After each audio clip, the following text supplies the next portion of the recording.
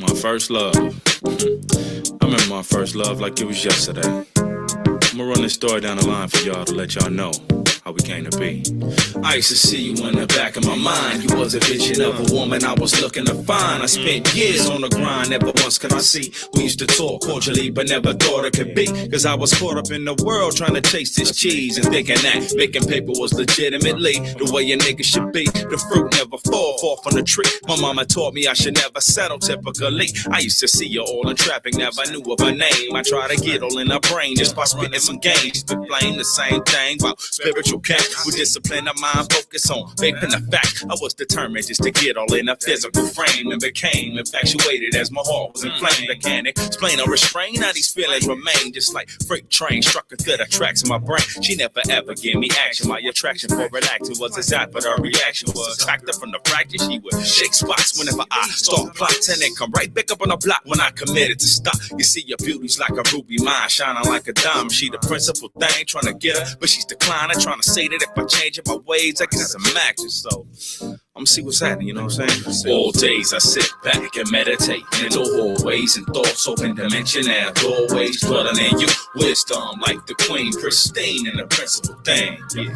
All days I sit back and meditate into hallways and thoughts open dimensional doorways, dwelling in you, royalty like the queen, pristine and the principal thing. Yeah, she looks so good and so fine. Now every minute in her presence is like infinite time. I'm like yo, I knew this nigga that had acted. Looking back at how we acted, it's surprising he could crack it, but now he's on a block of top notch intellectual. Scholar, I gotta holler, maybe get a number caller. Talk to a partner just to get the hook up. Indeed, we conversated about how to proceed. He said the very true beginning of establishing bonds is the desire to be disciplined, shutting up, listening, temperance, prudence, virtuous deeds, purging out all of the malice and the lust and the greed. Giving heed is the assurance of correction of flaws, because the character discipline is the keeping of laws. Now I'm jumping through a hoop, got me bending over backwards, mack it up, immaculate, rewind, back it up. Days I sit back and meditate into hallways and thoughts open dimensional doorways, dwelling in you, wisdom like the queen, pristine and the principal thing. Yeah. All days I sit back and meditate into hallways and thoughts open dimensional doorways, dwelling in you,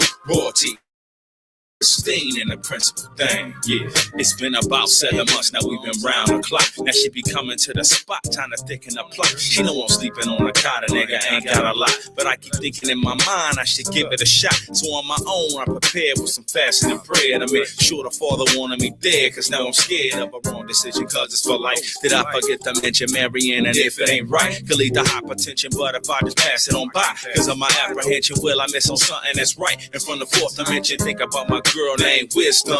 Just one, now she's all up in my system. Got me glistening, cause the thing that she's doing to me is the same thing she did to those before. She been with kings, she been with judges. Her profession was perfected and her beauty was too glorious to ever be neglected. She's an intellectual, so intelligent, spiritual, understanding, spirit, lovely, subtle individual. Never ever typical, critically plain, going through all understanding in the hearts of man. But nevertheless it manifested that the rest couldn't obtain it. So the most I gave it to me, now I'm blessed to obtain it. She's the best thing that ever came in my life. Wisdom, you the love of my life, and that's real. Sweet brown sugar, praline dream, baby, I'm awestruck. All love sent from above, baby, I'm starstruck. God must kick up stardust, cause all love sends me adrenaline, blood rush. I'm all flush, nah, this bigger than all us. It's all trust plus such a spiritual bond, so harmonious. My life, my wife, we one flesh. The earth's crust spontaneously combust when our palms touch wisdom.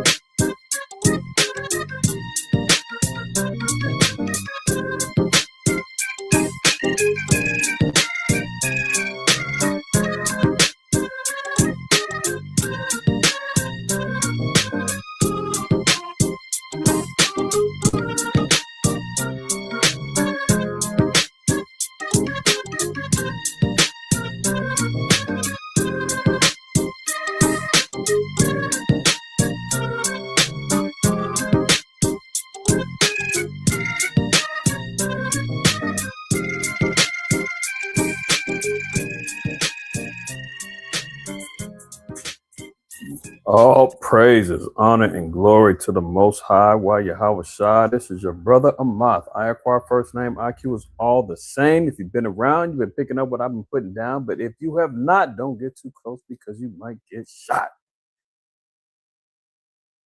Grand opening, grand closing. Goddamn your manhole, crack the can open again. Remember that? Jay-Z, Encore. Maybe some of y'all don't know, and I don't blame you.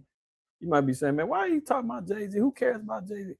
Listen, it just came to my mind when I was doing my research and, hearing about what's going on during the week. Your man Agent Orange jumping out. I got good news with that. Great talks, and Strait of Hormuz is fully opened up, and blah, blah, blah.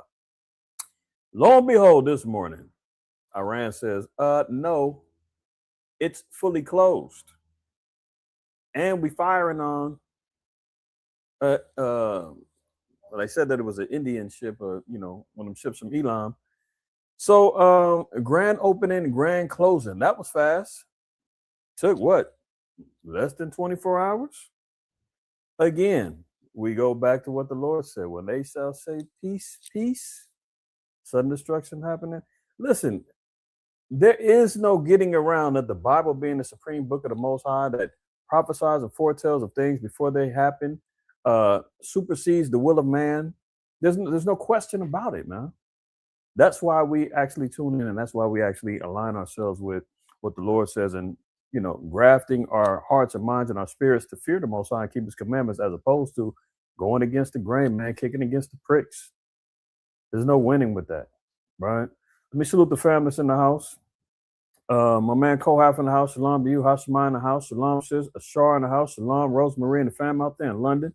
Shalom to you. There goes brother Jason in the house. Shalom. Shabbat shalom to who else we got? Hosai in the house. Naquab in the house. My man Ali Kabar in the house. Shalom to you, right? Shalak in the house. Shalom, and everybody else is going to be joining in as the stream is going on, or maybe you're catching it later in the day or another day. Shabbat shalom and shalom to you, depending on the day and time that you tune in. But nonetheless, very important things that we have to discuss as per usual. If you have not already, man, make sure that you hit that like button, man. Do your brother a solid. It is imperative that you help the channel out. I don't want to sound like a broken record, and it ain't just us. They're suppressing, they're shadow banning many a YouTube channel. We're just one in particular, and we always be scratching our heads like, man, little us, why are you bothering us? What do we do? It's the truth is what it is. And they've been muzzling us as much as they can. Just earlier this week, I ended up finding out that a number of our videos, street teaching videos and whatnot, have been blocked and not uploaded or even put on the channel. There's some that, just had premiered and got 1 or 2 views, and they immediately blocked it without giving us there's no strikes, no nothing. Y'all been on stream with me when all of a sudden the live stream go from 25, 30 people down to like 2 or 3. They kick everybody up. So it's real. Y'all are witnesses to it. And the best thing that y'all can do at this point right now, man, is to fight back against the beast, man. The only thing you can do is utilize the system to overthrow the system. Jump in that matrix, right? Utilize the matrix, man, to overthrow the matrix. Hit that, kick that algorithm in the $, ASS, right? You know what that is.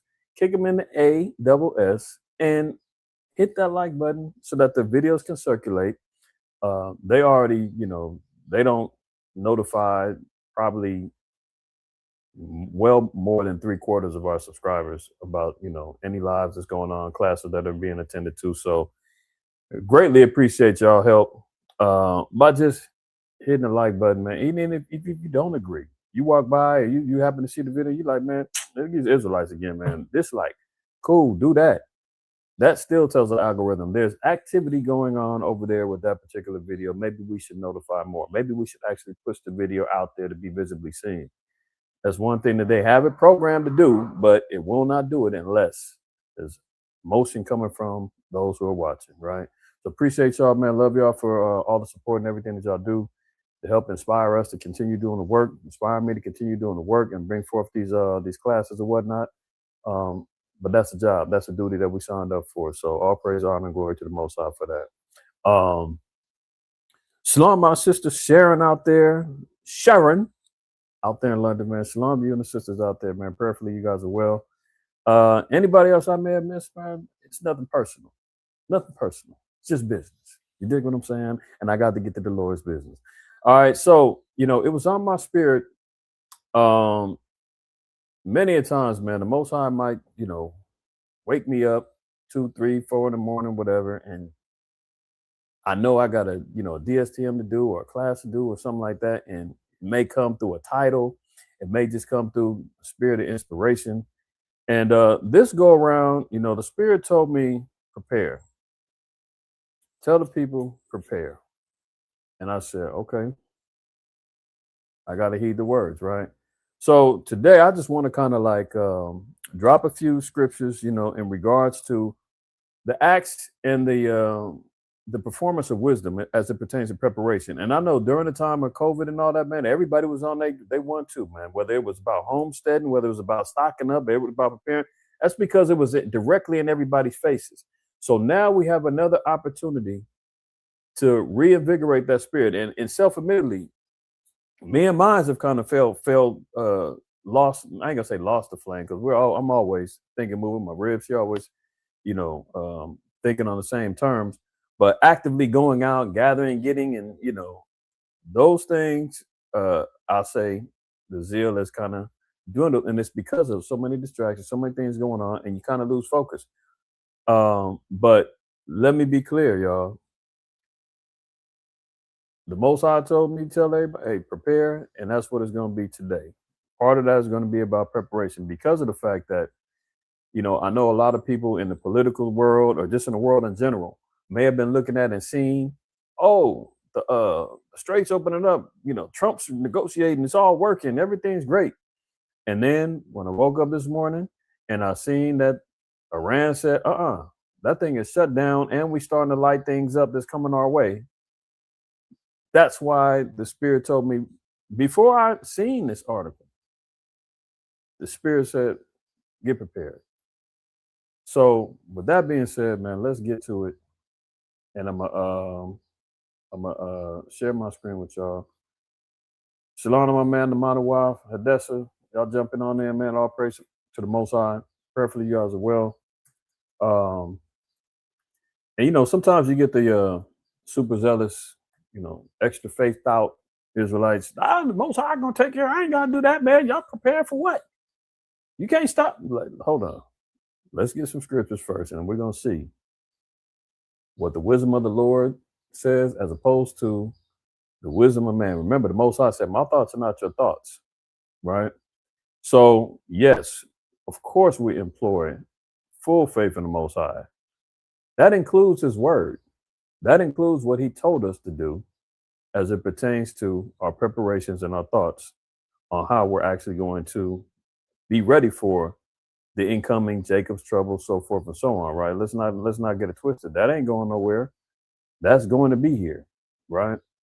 Let's look at a couple of things first off, right? Sirach 2:1. It says, my son, if thou come to serve the Lord, prepare thy soul for temptation. We're going to see that that's a repetitive thing that the Most High is going to acknowledge and tell us, that we have to be prepared for the things that's going to be coming our way. Whether it's temptation, whether it's affliction, tribulation, trouble,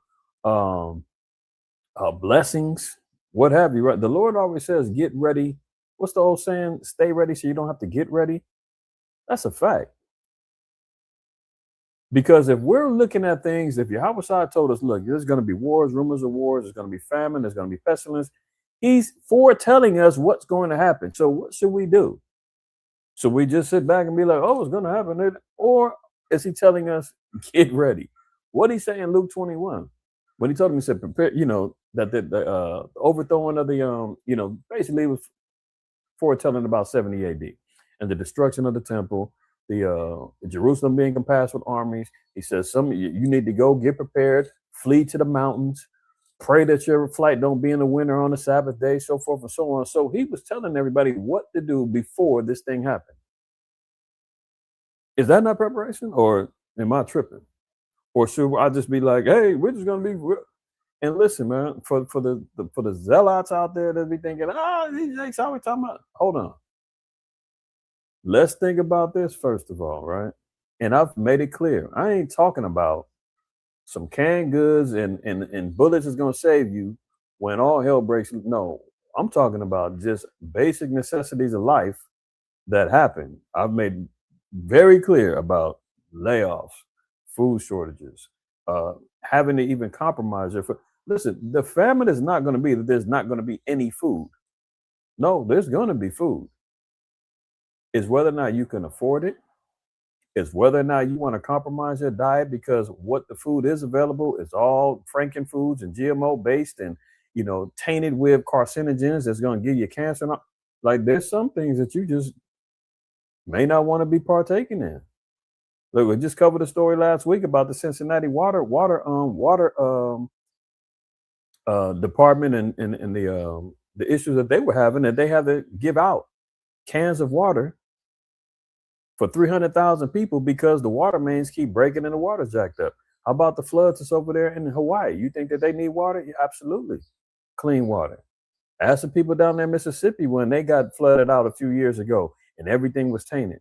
And even when they got the pipes back on, the water was still coming out rusty and all jacked up and everything. And they were telling everybody it's safe to drink. And one woman poured some in the bowl for a dog, and the dog wouldn't even drink it. But meanwhile, the city of Mississippi was saying, oh, no, it's fine. Go ahead. Guzzle it up. I mean, Flint, you name it. So in all manners, the Most High is telling us what? That we should be prepared, right? My son, if thou come to serve the Lord, prepare thy soul for temptation. Set thy heart aright. What's that mean? Get your mind right. Get your mind in order. Set your thoughts in order. Look at the things around you. That's why I would tell people, especially within our community, that are constantly butting heads with each other over doctrine, butting heads with each other over envy, strife, butting heads with each other over who's most popular, who's getting the most views, who's attracting the most people, butting heads, too caught up on Israelite socials, trying to find a mate, DMing sisters and brothers and all. Like, while you're doing all those things, you're not reading the room. The room is showing famine, pestilence, civil war, warfare in the streets. The room is showing, ICE is still down there hunting down our people, man. Everything from snatching women up off of toilets out of the women's bathroom, to running up on them on their jobs, to running down old men in car washes and breaking their arms. I mean, that's still going on. Shooting people in broad daylight, unaliving them. That's still going on. Brothers still getting harassed and getting accosted by the police and beaten up and all this. That's still going on. But our people, we too busy looking at each other, acting a damn fool. Let alone still seeing the chemtrails blasting through the air, infecting everybody with, harmful, toxins in the air, the food supply, the water, you name it. Digital ID, 15-minute cities, layoffs. I mean, all this stuff is going on. Times of trouble is going on. And however, our people have not put it in their hearts or their minds to get it together. Set thy heart aright and constantly endure. So as we see, all these things going to be happening, but what? We have to continually endure. How do we endure? The only way we're going to endure is if we're prepared for that endurance. Yahweh even told us, he that endureth until the end, the same shall be saved. I don't know what these Christians are running around talking about. I'm blessed, highly favored, and I'm saved in the Lord, and I'm going to be in the kingdom. No, you're not. We haven't reached the end yet. That's the endurance that it's going to take. And make not haste in time of trouble. So don't be hasty. Don't be running like a chicken with your head cut off. Don't run around. How can you have that mentality? How can you do that? You don't be hasty in time of trouble because you've already prepared for it. Your mind is already prepared for it. Your spirit is already prepared for it. Your household is already prepared for it. So there's no need to be running around making unwise decisions, getting caught up, compromising. I'm telling you, that whole little COVID situation, I spoke on this before, that showed me a lot regarding the state of Israel, the quote unquote believers and the faithful and all that other stuff, when they start running around with them pokes and them jabs and was threatening jobs and employment and money and everything else, there was a lot that was sitting back compromising, saying, hey, guess what? I think it's all right if we do this. The Most High knows my heart. I'm moving on faith. I can't lose my job. I'm gonna do that. A lot of that automatically started becoming more and more in the faces of me and others. And I was like, damn, did you hear me? Man, them brothers said, what? They doing what? Oh, they okay with this now? And they telling people to do what? Okay. Everything ain't all that it seems. So this is the time that we see, Elder Ross had a quote that he always said. He said that character isn't made, is defined in times of trouble. Something to that effect. Elder, you on here, man. If I got it wrong, go ahead and type it into the chat, man. Help everybody with that one. But that's profound, man, because you can't just have a reputation of being a man of good character, woman of good character, whatnot, until it's actually tried or defined. And the only way that gets defined or tried is when tribulation or trouble comes your way, and then or a situation where it's time for people to come together, people to actually exude the fruits of the spirit. Then you're gonna see who really has those things and who doesn't. Where's everybody at? Is everybody on every man for themselves, everybody, or are you really about the things that the Lord requires for us to come together and do what it needs to be done for us to be sustained? Right? So let's get another one.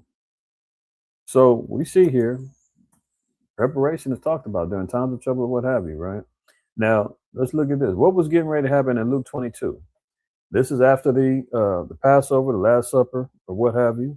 Christ is letting it be known how things are going to be transpiring, moving forward. Satan is going to be on the move. Now, mind you, he's getting ready to get arrested.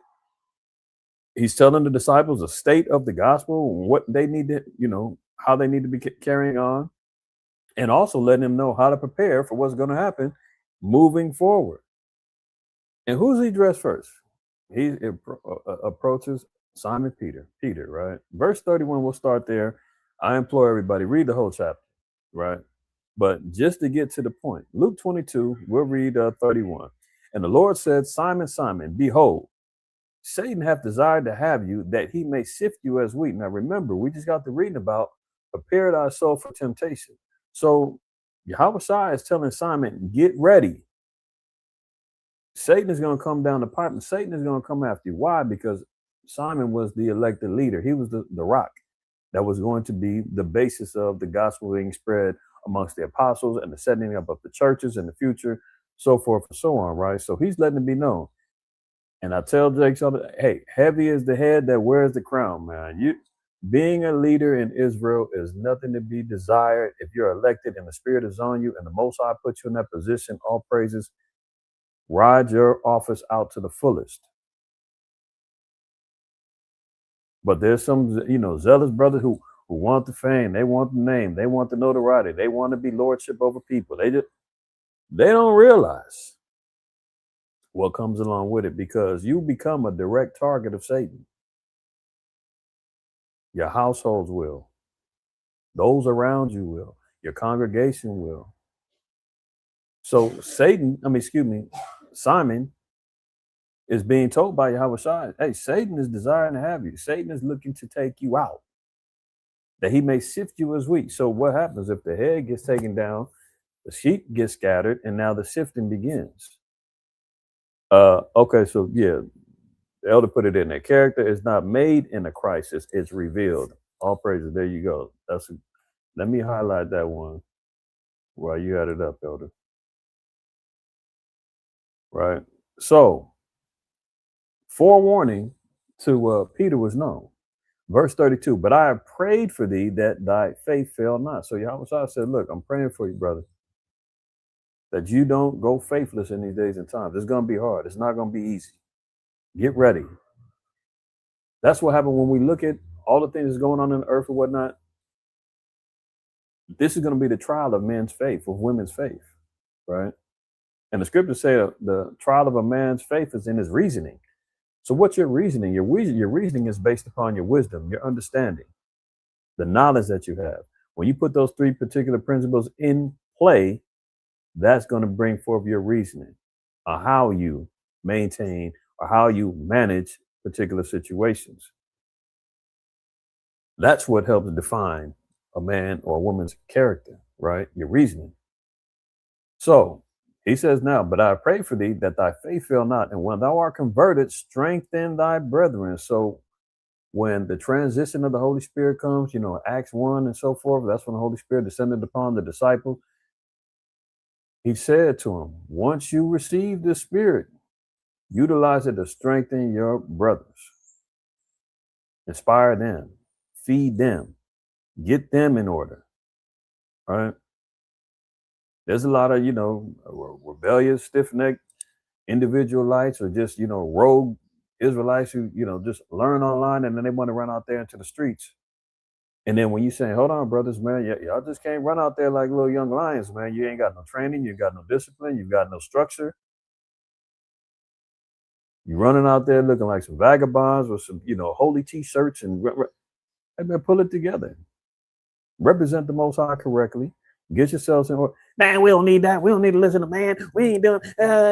Who put you? The typical, the typical children of Israel leaving out of Egypt. Moses, who put you over? Man, I can do this. Y'all don't need you. Okay, cool. You ain't got to. It's all good. Ain't no different than the men during the Maccabees. I think it's maybe around the third chapter. Or second or third chapter, somewhere around there, where there was some men zealous for vainglory, and they wanted to make themselves in comparison to Judas Maccabeus and the men that was following Judas Maccabeus. Man, they said, we're gonna go out and get us a name. Went out there, man, I think got 3,000 Israelites slaughtered because they decided that they wanted to be men of character, men of renown, men that had their names known, And what ended up happening? They was not elected to do so, man, and the Most High destroyed them and their works. So it's very important that we be careful when these things happen, because it's got to be election by the Most High. And then once you do receive that, the Lord said, don't let your faith fail. And once you do it, strengthen your brethren. Well, how do you strengthen your brethren? Is you have to start assembling according to structure, order, discipline, knowledge, wisdom, understanding, counsel, might, fear of the Lord, all those other things, right? So that was what Peter's lot was. Continue on, verse 33. And he said unto him, Lord, I am ready to go with thee both into prison and to death. Now we know. Peter, listen, Peter was a strong brother, man. Don't get it wrong. Don't get it twisted. However, we do know that there was still some lack of faith and immaturity that was within Peter.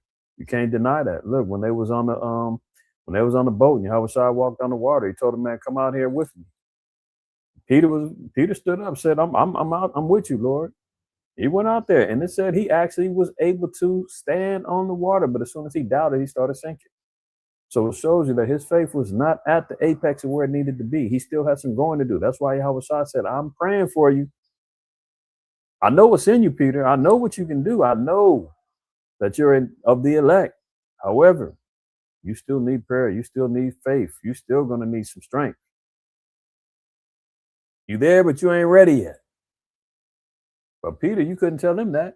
He was convinced. Hey, I'm ready, Lord. Both prison and in death. And he said, I tell thee, Peter, the cock shall not crow this day before thou shalt thrice deny that thou knowest me. And that shows you the grace of the Most High and shows you that the election that Peter had, because remember, even Yahushua said, he that denieth me before men, he'll deny before the Most High. So what type of exception to the rule and faith did Peter have that Yahushua bypassed that in order to give him the grace and mercy that was needed to promote the gospel? Peter did it 3 times. But let's continue. Verse 35, and he said unto them, when I sent you without purse and scrip and shoes, lack ye anything? And they said nothing. So there's times where you can go out and you do not need anything. Yahushua said there's going to be times where you will be without. So sometimes people will give that scenario. Hey, well, so what, man? You got all your stuff locked up in the house, earthquake hit, you're stuck out in the streets, you can't get your stuff. What good is it to you? That's no problem. Because guess what? Yahushua said, even when you don't have anything, what was your purpose? What did you do already? You already had your faith, your heart in order. You already had the wherewithal to understand and know that that's a possibility. So what's going to carry you on is your faith. And Yahushua said, if that's the scenario, what happened with the disciples when they didn't have purse, script, shoes, anything? Did they ever lack anything? They all said, no, Lord, we always were taken care of. So that's the faith that we still employ, is to say, okay, well, you know what?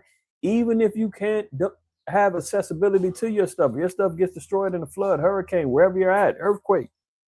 The Lord said, if you got the faith and you've got the mind state to continue on and faithfully endure, you're going to be all right. We're going to still be okay. The Lord said that touch not mine anointing and do my prophets no harm in Psalms 106. That no harm is going to come to the righteous.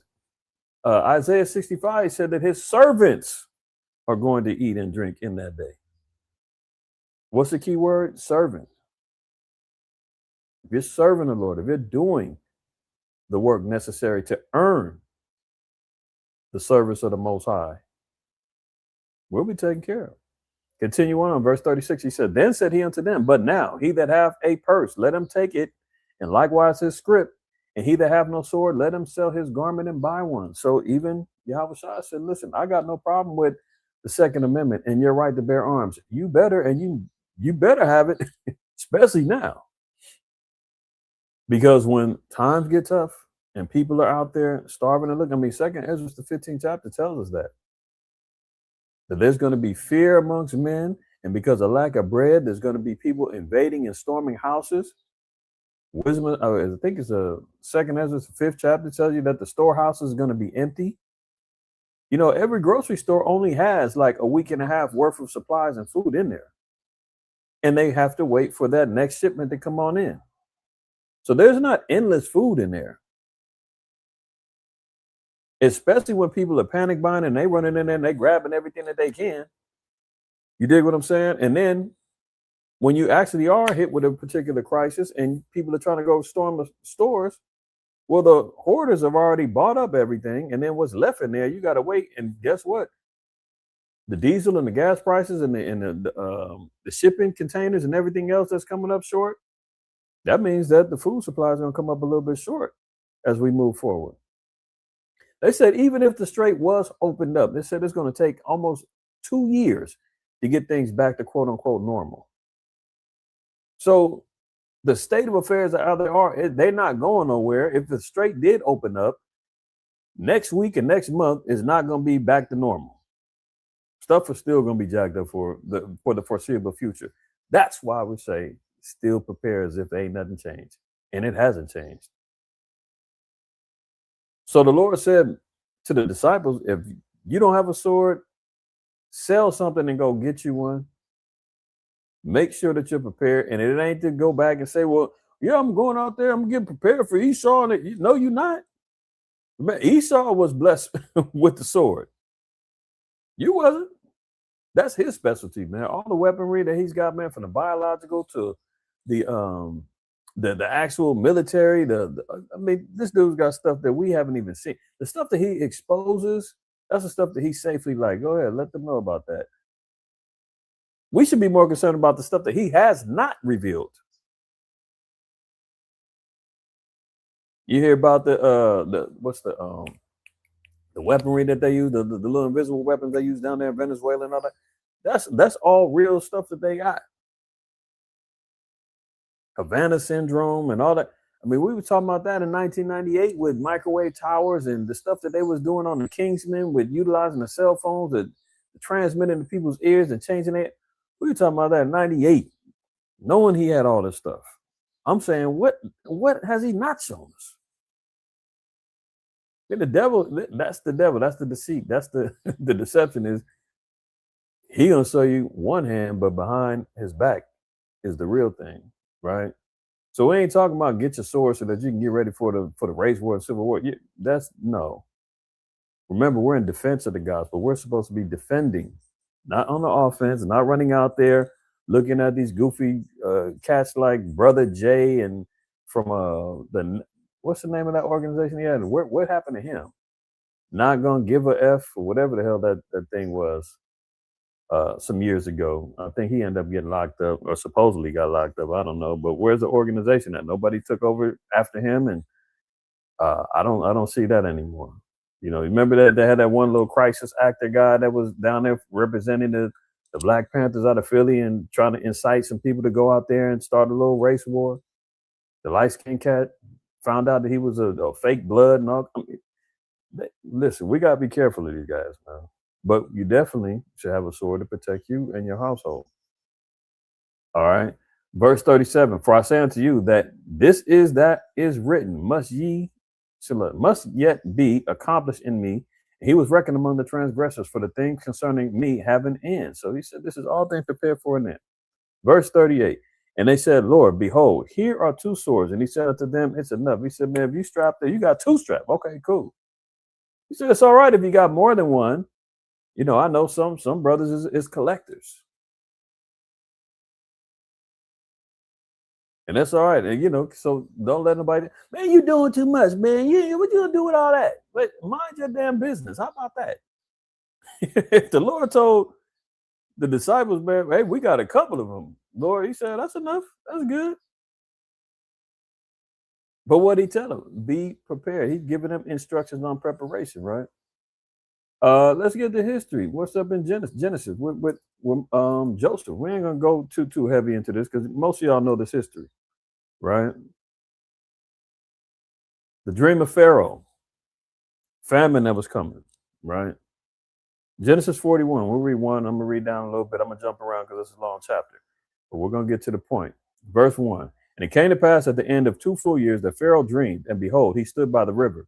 And behold, there came up out of the river 7 well-favored kine and fat-fleshed, and they fed in the meadow. And behold, 7 other kine came up after them out of the river, ill-favored and lean-fleshed, and stood by the other kine upon the brink of the river.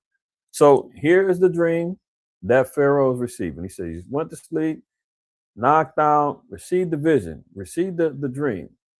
Out of the river, 7 fat-fleshed cattle was out there eating, feeding by the meadow. Then he had another 7 that looked like, you know, they was jacked up, lean flesh, starving on the brink of the river, right? So I'm gonna just drop down to verse 20. So that was part of the dream. Now Pharaoh went, he called for the magicians and the wizards. He tried to get everybody to discern what this dream meant. Nobody could do it. Verse 12. So he said, well, he remembers, you know, there's a Hebrew servant down there, man, was locked up, and he got the dreams of the butler and the I can't remember the other one. The butler and the somebody help me out. I'm drawing a blank. Anyway, the baker. Okay. And he gets word about that. He said, man, well, send that cat up here, man. Maybe he can help us. Verse 12. Who was able to do it? And there was with us a young man, a Hebrew, servant to the captain of the guard. And we told him, and he interpreted to us our dreams. To each man according to his dream, he did interpret. And it came to pass as he interpreted to us, so it was. He restored unto mine office, and him he hanged. Right? Yeah, that's the one. NFAC, Ashar.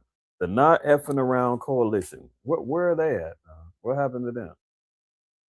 See, that's why our people can't get caught up in the hype, especially in the age of online, you know, influence and whatnot, man.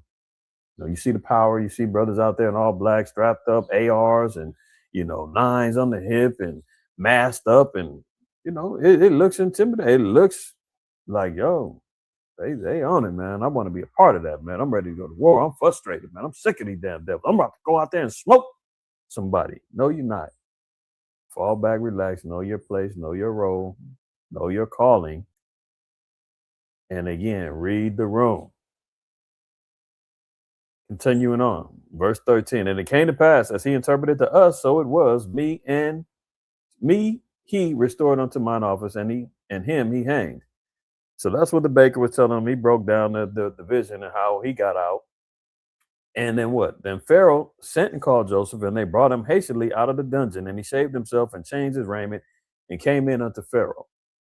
And I let you know, that was one of the laws that the Most High told us not to do, but what? He was under the bondage of Egypt, living amongst the Egyptians. They were the ones shaving their heads bald, shaving their faces clean.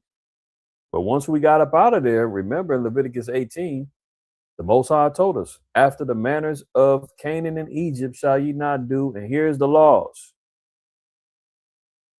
So when we read Leviticus 19:27 about thou shalt not mar the corners of their beards and make baldness upon your heads and whatnot, that was what they was doing. And he told us, don't do that anymore. It's not our custom. That's not our ways. A lion, a male lion, does not shave off his mane. Otherwise, he looks like the female, just a larger version. No, that's part of our masculinity. They even get into the frequencies regarding the hair and all that. That's all extras in the spirit. Bottom line is the Lord said, man, don't do it. So we see the custom of the Egyptians change his raiment. So Joseph had to come out and do what he had to do. Verse 15, and Pharaoh said unto Joseph, I have dreamed a dream, and there is none that can interpret it. And I have heard say of thee that thou canst understand a dream to interpret it. So who did Joseph give credit to? And Joseph answered Pharaoh, saying, it is not in me. The Most High shall give Pharaoh an answer of peace. So he gives all praise, honor, and glory to the Most High, right? Continuing on, we see that later on, Joseph interpreted the dream. He said, look, the 7 well-favored fat cows, that's going to be 7 years of plenteous. After that, the lean cows, the ones that's jacked up, 7 years of famine is going to come, right? So with that being understood, long story short, we all know Joseph gave wisdom to Pharaoh, said, look, we need to stock up. While we got these 7 good years, we need to get right. Did that. Here comes the 7 years of famine. They were prepared. Through that wisdom, Joseph was elevated to second in command only under Pharaoh. He said, I'm only second to you. I mean, you're only second to me in the throne alone. Other than that, man, you've got full autonomy over Egypt. All because he utilized wisdom, and he told Pharaoh, we better get ready if we want to come out on top. And then what happened? Once that famine kicked in, people came in, they was going to buy grain while they had money. Once the money ran low, what they had to do? They had to start selling their livestock to get food. Once the livestock's gone, they had to start selling their land. Land gone. He said, well, what else you got left? Well, just ourselves. Okay, cool. That'll work. You're going into bondage and captivity. As Egypt stood on top because what? They had everything locked down. So we got that understood. That when we're foretold that famine and things of that nature is coming, you'd be a fool not to get prepared. That's just plain wisdom, man. Nehemiah 5. What happened when our people, ended up having to deal with a famine? And how did our people react? How was our people interacting with each other? And those that were considered nobles and princes over the people. Nehemiah 5:1. And there was a great cry of the people and of their wives against their brethren, the Jews. So, think about this. Their brethren, the Jews, when stuff hits the fan, sometimes your own people be the ones that can do you the worst. That's why being around like-minded individuals that keep the laws and the commandments, that respect and honor and fear the Most High, is very important. Look at this. Verse 2. For there were that said, we our sons and our daughters are many, therefore we take up corn for them, that we may eat and live. Some also there were that said, we have mortgaged our lands, vineyards, and houses, that we might buy corn because of the dearth. So look at this. They had to mortgage their homes just to buy food. I seen an article earlier. They were talking about this. More people than ever are on the buy now, pay later system to get food right now. More than ever. Look, let me see real quick.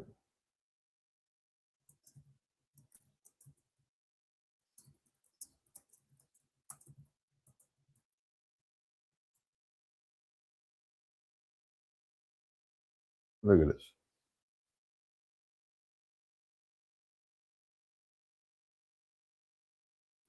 More Americans are financing groceries with buy now, pay later loans, and more are paying those bills late.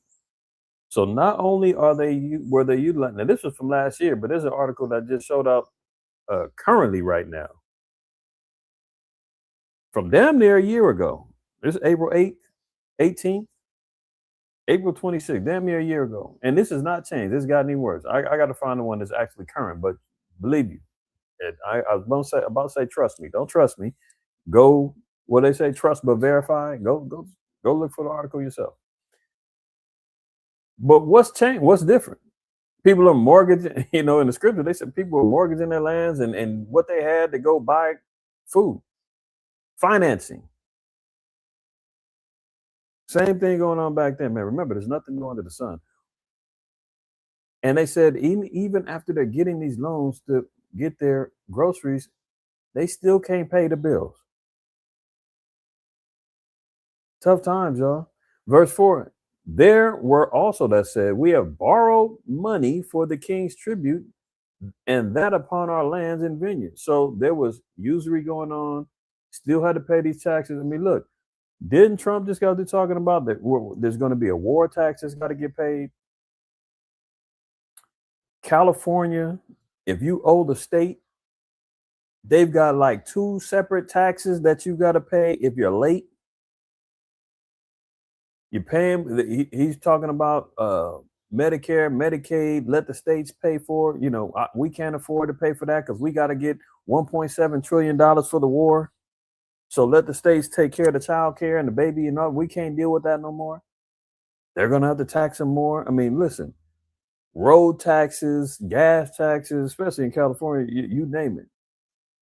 We're already paying like 10% taxes just for goods and services alone. Usury loans, you name it, it's all up right now. I was just talking to my mother the other day, and she was saying that her credit union was asking her. They said, "Did you get the email about what was it? It was about a car loan or something like that." No. They were offering 5% interest for savings accounts. And she was like, "Yeah, I got it. Yeah, it sounds cool, but yeah, I'm cool right now." She was like, "Why are you guys emailing anybody about this?" And she was like, and the dude said, "Oh, because we need the money." Now, the money that's in the banks is not real physical hardcore assets that they got in there. That's why when you go to the bank and you ask for a certain amount, they scrambling around like chickens with their heads cut off and got to get signatures and sign offs. And you sit back saying, "It's my money. Like, how come you just can't give me my money? What's the problem? How can I got to justify why I need $10,000 or why I need this? Give me my damn," because they got to go borrow and take and make an accountability for the money that's gone and make sure that gets replaced. Because overnight they do all these particular deals with other banks and shifting money around and mortgage loans and all that other stuff, man. The banks ain't got the money like that, man. All they doing is relying on the stock market. They're relying on the loans that they got out there, making sure that they can cover all the money. And then when they ain't got it, they telling you, when you deposit that check and they saying, "Oh, well, we can release this much right now, and then in 3 days you'll get the rest." And you're like, "How come you ain't got all my damn money?" It's because they're all under tribute. Everybody's under tribute. Everybody owes something, And now you see here, they said there also that said, "We borrowed money for the king's tribute, and that upon our lands and vineyards. Yet now our flesh is as the flesh of our brethren, our children as their children, and lo, we bring into bondage our sons and our daughters to be servants, and some of our daughters are brought unto bondage already. Neither is it in our power to redeem them, for other men have our lands and vineyards." So people started giving out. I mean, they ended up having to sell off everything that they had in order to survive the dearth, which is the famine. So the only thing that we can do is try to, prepare yourselves as best you can. Like I said, the cost of living and expensive things right now is not in everybody's favor. If you wasn't doing this years ago, if you just now starting off or you fell off and you ate up or drank up everything that you had and you're like, "Damn, I got to get back on it." Now it's going to be even harder to get out there. So strategically start thinking about how you want to go about doing it. May not have some of the most best quality of things, but you might want to go and invest, take $20 and go to the Dollar Tree, Dollar General, whatever that the local store is by you. And even though it ain't a dollar no more, everything is $1.50, $1.75, and some more stuff. But you can go buy, let's say 5 gallons of water. And then guess what? You still got, $13 left over. Okay, maybe I'll spend another 10 on some canned goods. Check the dates on them. Try to get them, some vegetables, whatever the case may be that you can get, or some pastas. Pastas last a long time. Get some things, some beans, get some things that there's going to be of substance. And also, you don't have to get rid of during the time of Passover. So make sure that you keep those things in mind. Because people go run out there and go panic buy stock up and all this other stuff. And then when it's time to start purging out the house of Passover, you start looking at all these things. You're like, oh shit, this guy, oh, I got to get rid of this. Damn, I just bought all this stuff. Think ahead of time too. That's wisdom. All right. So reading down, it says, and I was very angry when I heard their cry and these words. Then I consulted with myself and rebuked the nobles and the rulers and said unto them, ye exact usury, every one of his brother. And I set a great assembly against them. So don't think that your own people won't try to take advantage of you and go wild on you when you need something. I love my people, man, and like to try to cater to, Israelite businesses and stuff like that. But a lot of our Israelites, man, and not just in the truth, but in the truth, out of the truth, man, charging up exorbitant prices, man, that make you say, damn, this is why I can't deal with our people. I seen one brother on YouTube. He was helping Facebook businesses or whatever, right? And there was some sisters that were selling wings out of Long Beach. Can you imagine? They had, I think the brother got like either it was a 6 or a 10-piece wing. They charged that brother $30. $30 for 10. Come on now. No damn shame.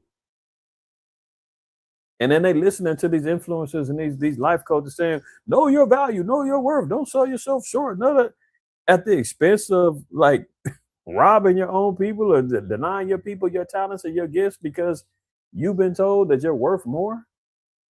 Come on now, work with your people, man. They'll work with you. But I digress, right?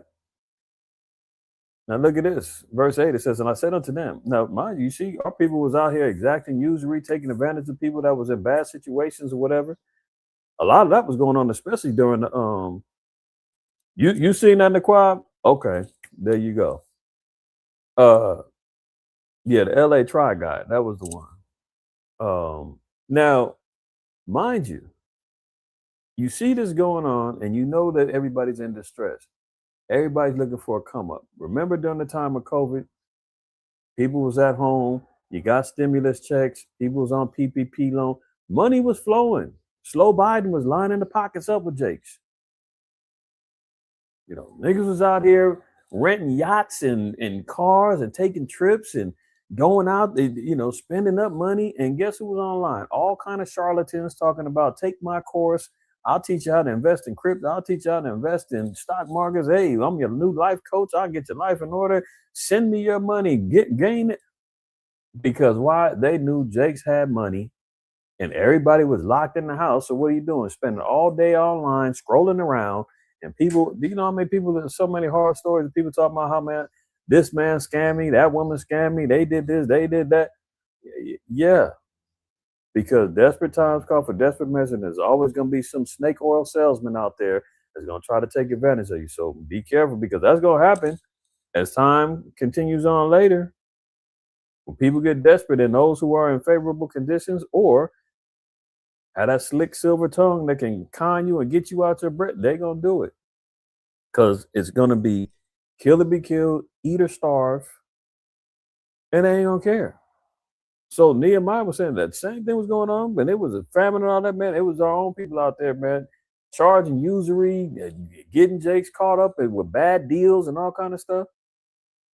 But look at this, verse 8, it says, and I said unto them, we, after our ability, have redeemed our brethren the Jews, which were sold unto the heathen. So they had to go and buy our people back from the heathen that sold themselves to try to make ends meet. So they had to pull together and say, man, We had to go redeem our brothers, man, who had to sell themselves short and go serve the heathen and be servants under them. We had to pay to get them out. And will ye even sell your brethren, or shall they be sold unto us? Then held they their peace and found nothing to answer. So after coming out of the Babylonian captivity or whatnot, man, the Most High redeemed the Jews and everything else, and just for our people to sit back and try to, exercise usury and put each other under bondage and lordship over each other. And all, Nehemiah was like, man, we just got out of there from being sold unto the heathen, and some of our people had to compromise their lands and their bodies and their daughters and everything else to try to survive and sell them to the heathen. We redeeming them back, and now here you are trying to sell your brother. Are you gonna be the same way? You gonna sell it? And they was like, oh, damn, they was cut. So Nehemiah had to exercise and let it be known, man. Don't operate in those things, but just know that those individuals and people like that do exist and will be around to take full advantage. So be prepared in all facets. That's why the Lord said, set your heart aright. Get your mind right, because that's what's going to happen. Ecclesiastes 10:19 says, a feast is made for laughter and wine maketh merry, but money answereth all things. So, let's like it. That ain't the one I wanted. I'm tripping. I want 7. Let's see. Chapter 7. Yeah, this is the one I want. 7 in verse 11. It says, wisdom is good with an inheritance, and by it there is profit to them that see the sun. So what are we seeing? Wisdom is good. It says with an inheritance. So if you receive some things or you have a possession of things, the Lord said it's good if you got wisdom to know how to use it, know how to exercise these things so that you can be prepared when to use it. Not to have a bunch of things that you ain't got no idea what to do with it and all that. Like, nah, if you got a wisdom and a wise mind, a well-instructed mind to go forth before it, to know what to do with it, you'll see profits of it. Now it says, verse 12, wisdom is a defense. Isaiah 33:6 says, wisdom and knowledge shall be the stability of our times and strength of salvation. Right? So if we're talking about salvation, the Lord said wisdom and knowledge are going to be the 2 key factors that get you where you want to be. Strength of salvation. But he said wisdom is also going to be our defense. So is being prepared wise? Absolutely, because that's what's going to defend you in the days and the times of trouble. And money is a defense. So yeah, the scriptures even tell us. I was reading it in Ecclesiastes 10:19. It says, money answereth all things. So yeah, you're definitely going to have some sort of financial backing to help you through your ways. So don't put all your money in one basket. Use the banks to to pay your bills, do what you got to do, but you should still have a little cash on hand to stash away, because guess what? If the grid goes down, the banks have bank failures and they can't get the systems up. I've been there and seen that happen. Banks getting hacked. Oh, the systems are shut down for the weekend. Sorry, we can't do nothing. Maybe come back Monday. And you see the panic on the people. Give me my money. Give me my money. They did that in that movie 0 Day. That's on Netflix. It's a series, not a movie. Banks shut down, man. People was rioting and acting a fool out there because the banks could not. It was the grid got taken out. Couldn't access their money.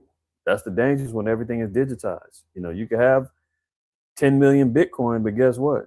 The system go down. You can't access that money because everything is at the push of a button. You can't get it unless you press a button. But it's always good to have a little paper on hand just in case, so that you can maintain. Let's say something happened to your job. Your job gets hacked, and the direct deposits get delayed, and the banks is trying to figure it out, and you was counting on that money, and you got to get gas, food for the weekend, and they saying we might have access to your money by Tuesday. Make sure you got something to get by. Don't be running over there to the payday loan spot saying, hey man, the bank shut down, I need this loan. So those ain't nothing but loan sharks and small hats that's over there, exercising their hook nose, devious, monetary greed, taking advantage of people. If you got the ability to put a little something away for a rainy day, do that. Because you never know when you might need to put it out, right? Absolutely, Hadassah. Tangibles, trades, that's right. Silver, gold, all those things is necessary. All those things are necessary. Having a bartering system amongst your people, man. You know, and I'm gonna put it out there for brothers again. We've been talking about investing to get a storage of meat and getting a cow. We got connections with farms and all that, man. We've been talking about it for years and we've not moved on it. So we have to really consider, like, hey, we're gonna really do this. We gotta better do it because the price of beef is just going up even more and more. And before you know, it's gonna be like, man, we can't even do that idea no more. We can't afford it. So let's think about it. All right. I'm gonna stop there, man. Y'all can write down Exodus 16 as well, starting at like 11 on down, because that was the law with the Sabbath. We were told that get double, prepare double for that downtime that you can't cook or gather or do anything else. So even that was part of the law. That's part of the wisdom. So when that Sabbath hit, you couldn't buy, couldn't sell, couldn't cook, couldn't go out gather. What'd you have to do? You had to go back there and say, the Lord said, man, gather double, store it up. It ain't gonna rot. It ain't gonna kill you. It'll be fresh and ready for you to eat that morning and that day. So even by law, we've been told, get double to make sure that you're prepared. That's all part of it. What do? We have Sabbath preparations and the preparation day, as is known as in the New Testament. What are we preparing for? We want to make sure that when we're unable to do things, that we have everything in order already. All right, make sense? If I'm making sense, throw a 7 in the chat. Help me know that I ain't talking to the wind. Even though the Lord said prophesy to the wind, but I know y'all ain't over here as the wind. Throw a 7 in the chat if I'm making sense before we move on.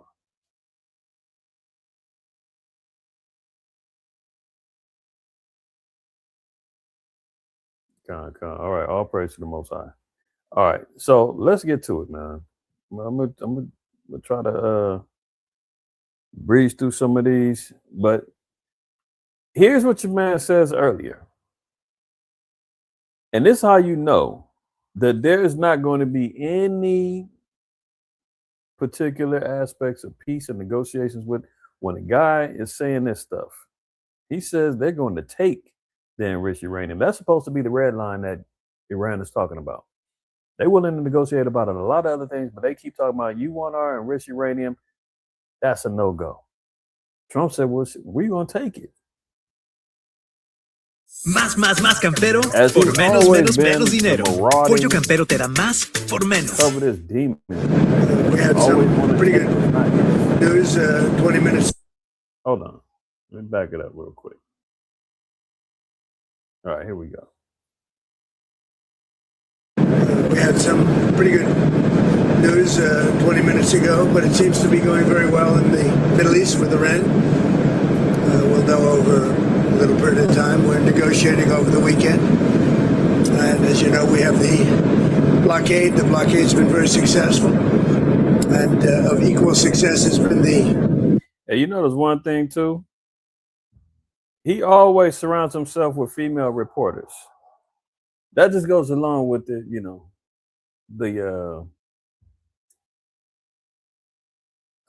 the allegations of his associations with, Epstein, right? Loves to surround himself with beautiful women, the pageantries, everything else, right? All I'm saying is it's just ironic. You don't see no men there. You always got the little women around him, the little young blonde reporters and all that. So he can boast about, his exploits of what he's doing over there in Iran. So he said they had good talks. They're gonna have some more this weekend. Mind you, this was, I think, yesterday, or I think it was yesterday that this dropped. So this is before the news came out later. Okay. Over a little period of time, we're negotiating over the weekend. And as you know, we have the blockade. The blockade's been very successful. And of equal success has been the 5 weeks before the blockade. The combination was pretty lethal, I would say. So we're going to be knowing very shortly but we're talking over. I expect things to go well. Many of these things have been negotiated and agreed to. You say that Iran has agreed to turn over their nuclear dust. Yeah. What does that mean? Are they destroying their nuclear material? No. They're turning it over. Can you walk us through what So that we're process taking looks it. like, sir? We're taking it. Yeah, did you hear that? The first of all, he said that they're having great talks. They're going to talk this weekend. It's almost complete. Clearly, that didn't go down because here we are, the day of the week's end today, and Iran has shut the Strait down and told them ain't no deals happening. And they just said, well, we hear that Iran has, decided to hand over their nuclear dust and all that. Does that mean that they're going to hand over? He said, no, we're taking it. Taking it. Can you walk us through what that We're process taking looks it. like, sir? We're taking it. Very simple. We're taking it. Yeah. With Iran. We're going in with Iran. Does that mean U.S. We're boots on the taking it. ground? We will have it. I don't call it boots on the ground. We'll take it after the agreement is signed. There's a big difference. Before and after. BC. It's before and after. Sir, BC. This guy, man, if you just let him talk, he will put his foot in his mouth and he's going to say something that condemns everything that he said or offends other nations. And that's what ends up everything going awry. So he said, we're going to wait till after they sign a deal and then we're going to take it. And Iran's already saying we're not agreeing to that. So if they sign a deal that says, okay, yeah, we agree that you can have the enriched uranium and everything else. They sign that. And then he's saying, we're going to go right against that and we're going to take it from them. are there going to be restrictions? And after the agreement is signed, it's a lot different than before. We would have taken it. If we didn't have an agreement, we would take it. But I don't think we'll have to. Sir, in the Strait, are there going to be... Okay, so there's no agreement. So what's that mean? He's going to have to go on his word and go and take it. That means by force, right? Well, in the spirit of Esau, y'all know where we're going. He said we was going to take it, but since they want to have a deal, then we're going to have them sign the deal and then we'll take it. I mean, either way, he's talking about taking something by what? Micah 2, woe to them that devise iniquity and work evil upon their beds. When the morning is light, they practice it because it is in the power of their hand. And they covet fields and take them by violence and houses and take them away. So they oppress a man in his house, even a man in his heritage. So by all intents and purposes, we see the wicked, we see Esau living in that spirit and saying, we're going to take it. We're going to take it. Regardless, they can sign a deal. We're taking it. If they don't sign a deal, we're taking it. But I don't think we're going to have to take it because, we got the format. So the man said he's taking it regardless. And he loves to, stick his chest out and talk tough in front of these little blind, dog reporters and have them believe that, oh, our president, he's so tough. Huh? That's all this is. Machismo, bravado, he's out there acting as if, hey, they don't like it, I'm taking it. And if they like it, I'm taking it. Okay, let's see how they react to that. 2 Iranian gunboats have opened fire on a tanker about 20 miles northeast of Oman. That puts them very close to the Strait of Hormuz. The captain of the vessel saying that the 2 IRGC gunboats approached his vessel, his tanker. There was no radio communication. He tried to call out to them. They didn't respond, and then they opened fire. The tanker and the crew are safe, we understand. But this does seem to indicate that Iran is putting a chill on any tanker movement through the Strait of Hormuz. Just a couple of hours ago, they said they were rescinding that opening of the Strait of Hormuz. There was anger expressed in Iran yesterday following their announcement of the opening of the Strait of Hormuz when President Trump said the U.S. blockade would remain in place. The Iranians reacted negatively. And this does put not just... So this goes back to every negotiation that's been happening. He always comes out and says everything's under control. If they're doing what I'm telling them to do, the war is almost over. We've taken everything from them. They don't have nothing but sticks and stones left. And Iran comes out, it's like, what? Anytime you hit a bunker, man, we rebuilding that thing within 24 hours. What are you talking about? Oh, we've got endless missiles and hypersonic weapons and so forth and so on. What are you talking about? Who are you negotiating with? Now he just came out again. Oh, everything's going great. We're having a great conversation. We're going to continue on in this weekend. They're giving us everything that we want. They're pretty much surrendering. The Strait of Hormuz is fully open. He's been saying all this stuff, and now they just said the Iranians, when they hear him talk, they react negatively because they know he's a damn demon. This is why Iran calls America the Great Satan. I mean, the Bible said it first, but however, I mean, not necessarily that they're the Great Satan, but we know who's operating this place. Every nation looks at America as being operated under Satan's authority, man. Even back in the mid 90s, when Cesar Chavez was the president of Venezuela and George Bush had just left and had a speech at the same podium that Cesar Chavez came up to. Cesar Chavez, first thing he says, man, it still smells like sulfur after Bush left.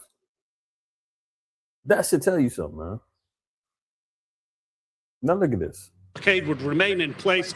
The Iranians reacted negatively, and this does put not just a chill on the movement of traffic in the Strait of Hormuz, but also on the possibility of peace talks coming here to Islamabad over the next couple of days. They were expected on Tuesday, but there's been strong pushback from Iranian officials about President Trump's statements about Iran, officials about they were expected. See, that's an important visual right there, because you know what, when you see stuff like this, right, and you see all of these particular ships, man, needing to pass through this strait to continue on with their commerce and their business, you know, the main players in the game you see is America, right, and Iran. Now look at this.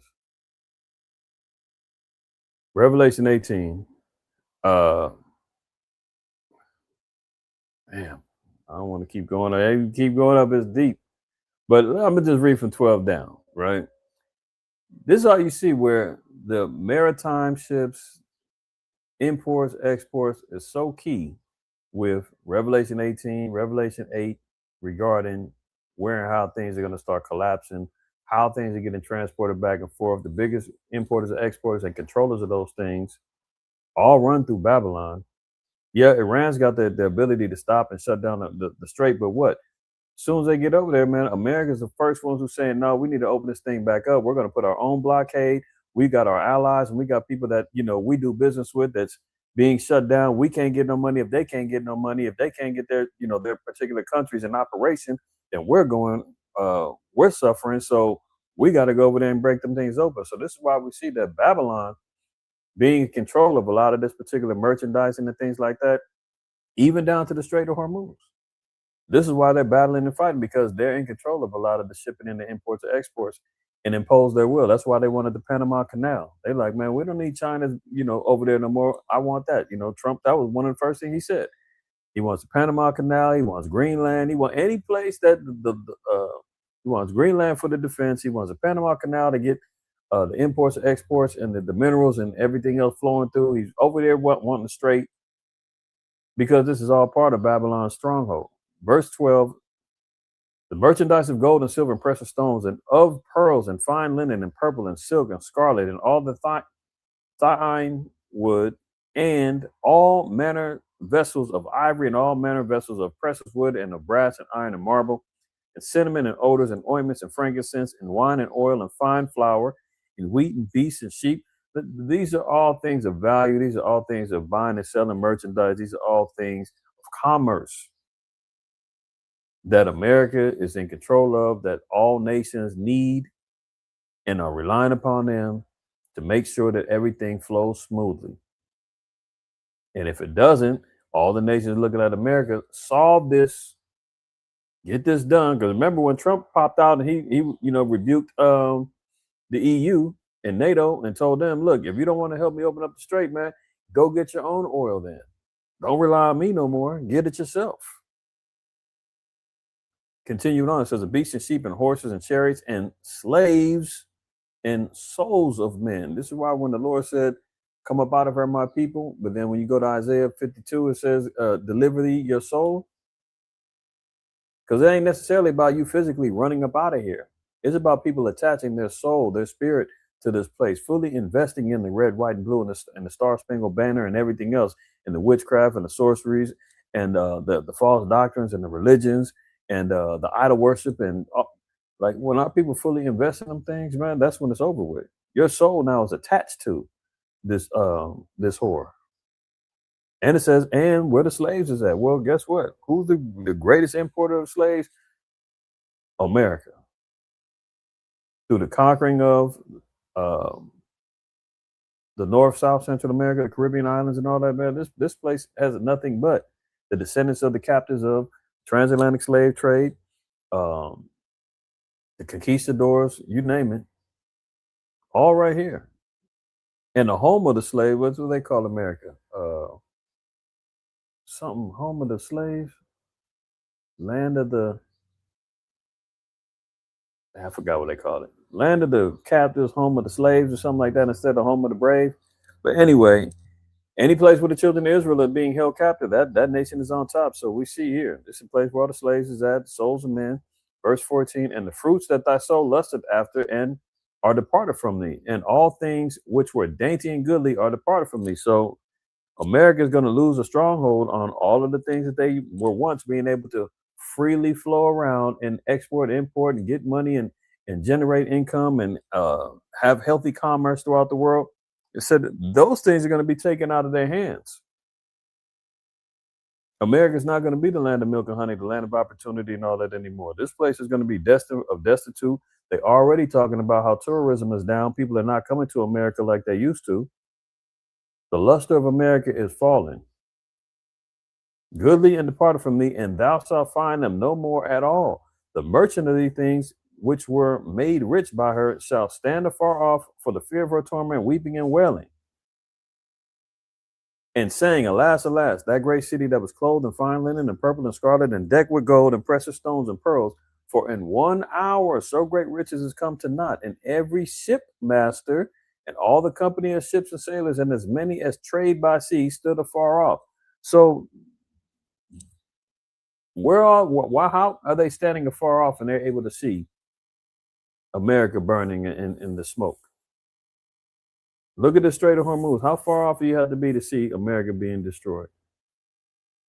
Where are all the ships and the company of ships and the sailors and the merchantmen and everybody else being caught up at right now? Again, when you go back and you look at that visual, to Iranian, and you see how many ships. Hormuz, but also look at all these ships here that are relying upon this thing. That all have connection to America, connection to Europe, connection to the kings of the East, so forth and so on. This is the heavy area over here where prophetically you can see why there's going to be problems, right? So it said they're going to see all these things go down, and America's going to be involved as they are right now. Let me get one more precept in Revelation 8, and I'm gonna double back. I'm gonna cover this chapter in probably chapter 9. Most I will in the near future. I'll probably do chapter 8, maybe next Sabbath, more fly permit. But when you just see, I just want to read verse 8 and 9. Revelation 8 and 9, right? And this is the trumpets that's being blown. And one of the trumpets that was acknowledged, I think this is the third trumpet. It says, and the second angel sounded, and as it were, a great mountain burning with fire was cast into the sea, and the third part of the sea became blood. So when you're looking at the mountains, you can look at it physically, because in those areas of mountainous regions over there, the islands that they got over there, Karg Island is one of the islands that's over there. And I'm not saying this is just subject to the Strait of Hormuz in that particular area. This is where you see the starting up of a lot of maritime warfare that could be going on, because what are they doing? They're sending more ships. America's going to send like 4 battleships over there right now. Iran's got their warships out there. You've got Hezbollah. They got ships down there in Yemen and whatnot. So there's going to be warfare that happens on the ships, or on the seas, I should say, right? And the great mountains, and mountains also could represent nations and peoples. It says burning with fire was cast in the sea. Where's the fire going to come from? They're firing rockets. They're firing bullets. They're firing, ammunitions and they will be firing at particular ships. And the third part of the sea became blood.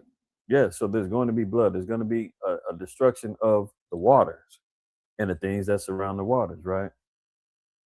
Verse 9, it says, and the third part of the creatures which were in the sea and had life died, and the third part of the ships were destroyed.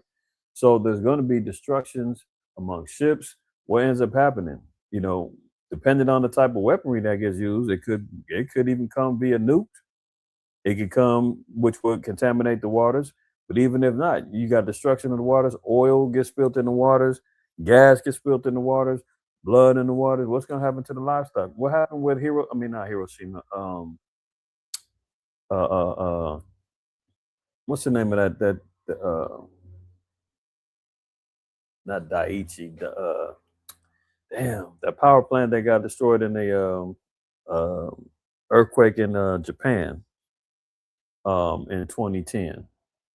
And they said the nuclear reactors got ruptured off, man, and all the nuclear fallout went into the waters. The fish got all jacked up. The livelihood of the seas was not trusted no more. The level of mercury in the fish that was coming from the east, that was coming up on the shores in Alaska that the fishermen was catching, all that. They said the high level of mercury is in there. The fish could not be consumed. Sailors, that was just Fukushima, the water, Oscar Rob. Fukushima. Sailors that was miles off, that was coming in to help, start developing cancer just from the fallout. Right. So these are things that's going to end up happening, and it's going to happen over in that particular area as well, because that's what we see, an assembly of ships getting ready for warfare. So that's one of the trumpets that's getting blown. That's one of the things that we're being alerted of. Right. And then you see, because of the activity of all these particular ships and how many actually inhabit that area, you can see how it's going to be a particular area of interest when it's all said and done. All right. So, like I said, I'll double back on Revelation 8, Lord willing, next weekend. But right after he got out there bragging about what he's gonna do, and the great talks that's happening and all that, Iran says, F all that. We heard what you said, and if that's what it is, no more talks. Over the next. All right.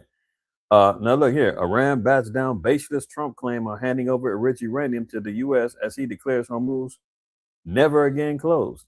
He said that they'll never close the Strait of Hormuz again. Iran immediately comes out and denies and said, there you go again, lying again. God dang. We cannot talk to this guy. This guy cannot tell the truth to save his life. He goes out there, but it gets deeper though, because many of y'all may know, but if you don't know, there's a reason why he's constantly going out there teasing. Things are going good, things are good, things are going bad, things are going good, things are going great. Because he's looking at the markets, he's looking at his billionaire buddies, he's looking at his investments, he's looking at how things are affecting the economy. He's trying to inspire and tell the other countries, man, don't worry, I got it under control. We're good. Now, Iranian source in the conversation, Al-Arabi al-Jadid, Trump's claim about the delivery of Iran's enriched uranium is baseless. Remember, he just got through telling them little reporters, oh yeah, they're going to hand it over. And after they hand it over, we're going to just take it. I mean, which is it, man? Are they going to deliver and give it to you, or are you calling that taking? They said, man, this is baseless, man. What's he talking about? We're not handing over anything. So, in other words, I guess he's living by the words of get down or lay down. I'm just going to take it. That must be what he's going to have to do. Which means you can forget about any particular more peace talks about this weekend. They were supposed to resume talks in Pakistan, I think, on Tuesday. How that's going to go down, we'll see. Trump said after he heard about this, he said, oh, Iran's trying to get cute, but, we're still going to talk to him. Iranian source in the conversation, Al-Arabi al-Jadid, only civilian ships can pass through the Strait of Hormuz, and that too through routes specified by Iran. Now, this is before they went to shooting. This was yesterday. Iran came out and said, yeah, the Strait of Hormuz is open. However, it's open to who we want to deal with, and we're going to make them pay. Trump came out, they opening it up all the way, and nobody's paying. Everything's great. They like, what are you talking about, man? We're the ones setting the tone. We've waited a few hours to make sure that a ceasefire has been established in Lebanon. Then we temporarily opened the Strait of Hormuz. He said it's never going to be closed again. It's fully open. The announcement of the temporary opening of the Strait of Hormuz and the ceasefire in Lebanon are part of the agreement. So they had to, mind you, even with that, they had a ceasefire with Lebanon and Israel. As a ceasefire was being signed, Lebanon was bombing, the small hats was bombing back. They were still going at it. So they be lying about these damn ceasefires and all that because bodies are still dropping. So we see here, Agent Orange is out here lying again. The excessive demands complaint is exactly the same Iranian position prior to Friday when Trump made a series of massive claims and declarations on some kind of a agreed to an imminent final peace deal. The latest, Iran says its enriched uranium is, quote, sacred to us as the soil of Iran. It will not be transferred anywhere under any circumstances. Adding that 60% of enriched uranium will not leave the country, quote, in any way, per Iran's foreign ministry via Tasneem. So that should tell you something. That's why I said that's the red line. They ain't having it. And Agent Orange is saying, well, we're just going to take it. That means that's a declaration of war. When you're dealing with a highly religious people like the Iranians, and they saying something is sacred to them, and you're saying, I'm going to take that, you're basically telling that man, get ready for war. What happened when the children of Israel, man, had the temple raided during the time of the Maccabees? That was sacred to us, man. We was willing to die for it. And some of our people did die for it, but guess what? We ended up getting it back in blood and got our temple back and rededicated it to the Most High. You don't think the Iranians play by the same rules? Think about it. Continue on. CNN's Richard Quest reports ships aren't actually sailing through the Strait of Hormuz despite Trump's assurances. So CNN coming out, calling him on his lies. He's acting like the ships is all flowing through. Everything's great. The strait's going to be opened up, but we're still going to have the U.S. blockades up there, essentially saying the U.S. is regulating who can come in and who can't go. It ain't Iran. Iran's just going to open it up and we'll regulate who comes in. They said that's a lie. CNN popped out and said, hey, man, ships ain't even sailing through there, even though he's running around and saying business is back open again. No, it wasn't and never was. Okay. U.S. sends 1,000 more troops to the Mideast as Trump seeks to squeeze Iran. So here you are talking about peace deals, this Hormuz open up. How is that happening if you keep sending more and more troops over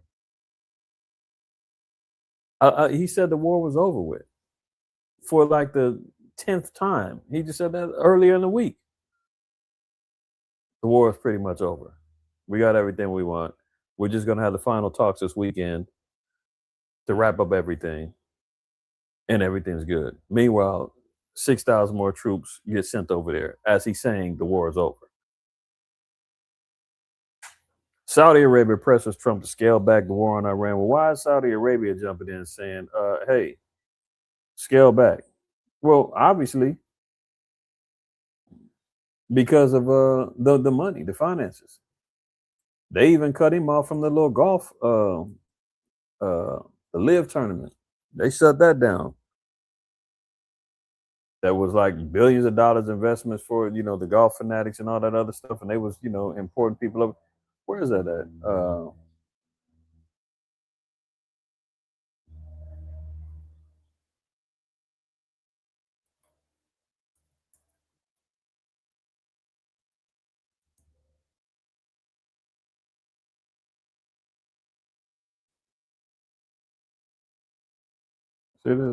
Saudi Arabia viewed, hold on.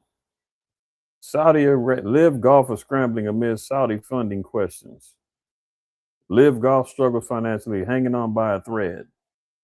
So look, even Ishmael's coming in saying, man, look, we're over here struggling, man. One of the hotels in Dubai, they just shut down, citing restructuring or something like that. Now, once you start messing with Ishmael's money, who, they supposed to be rolling in dough, right?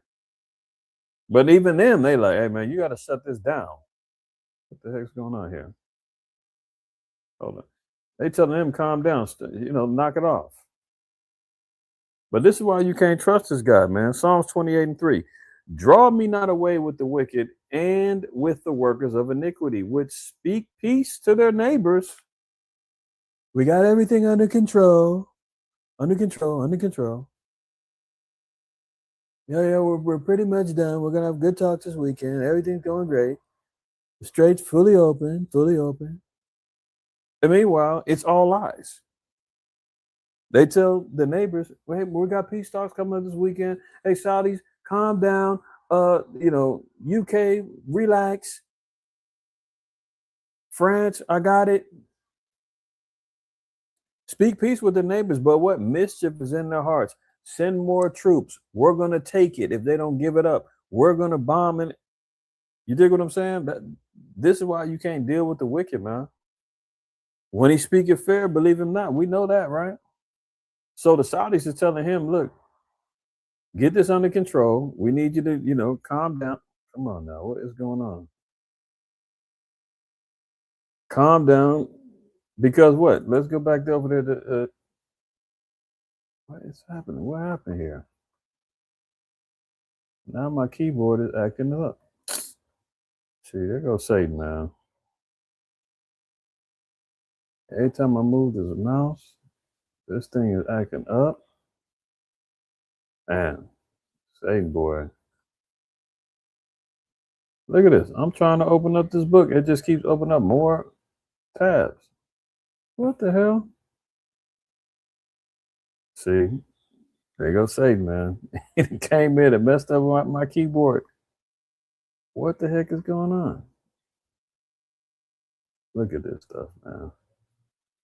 I don't know what's going on. What happened?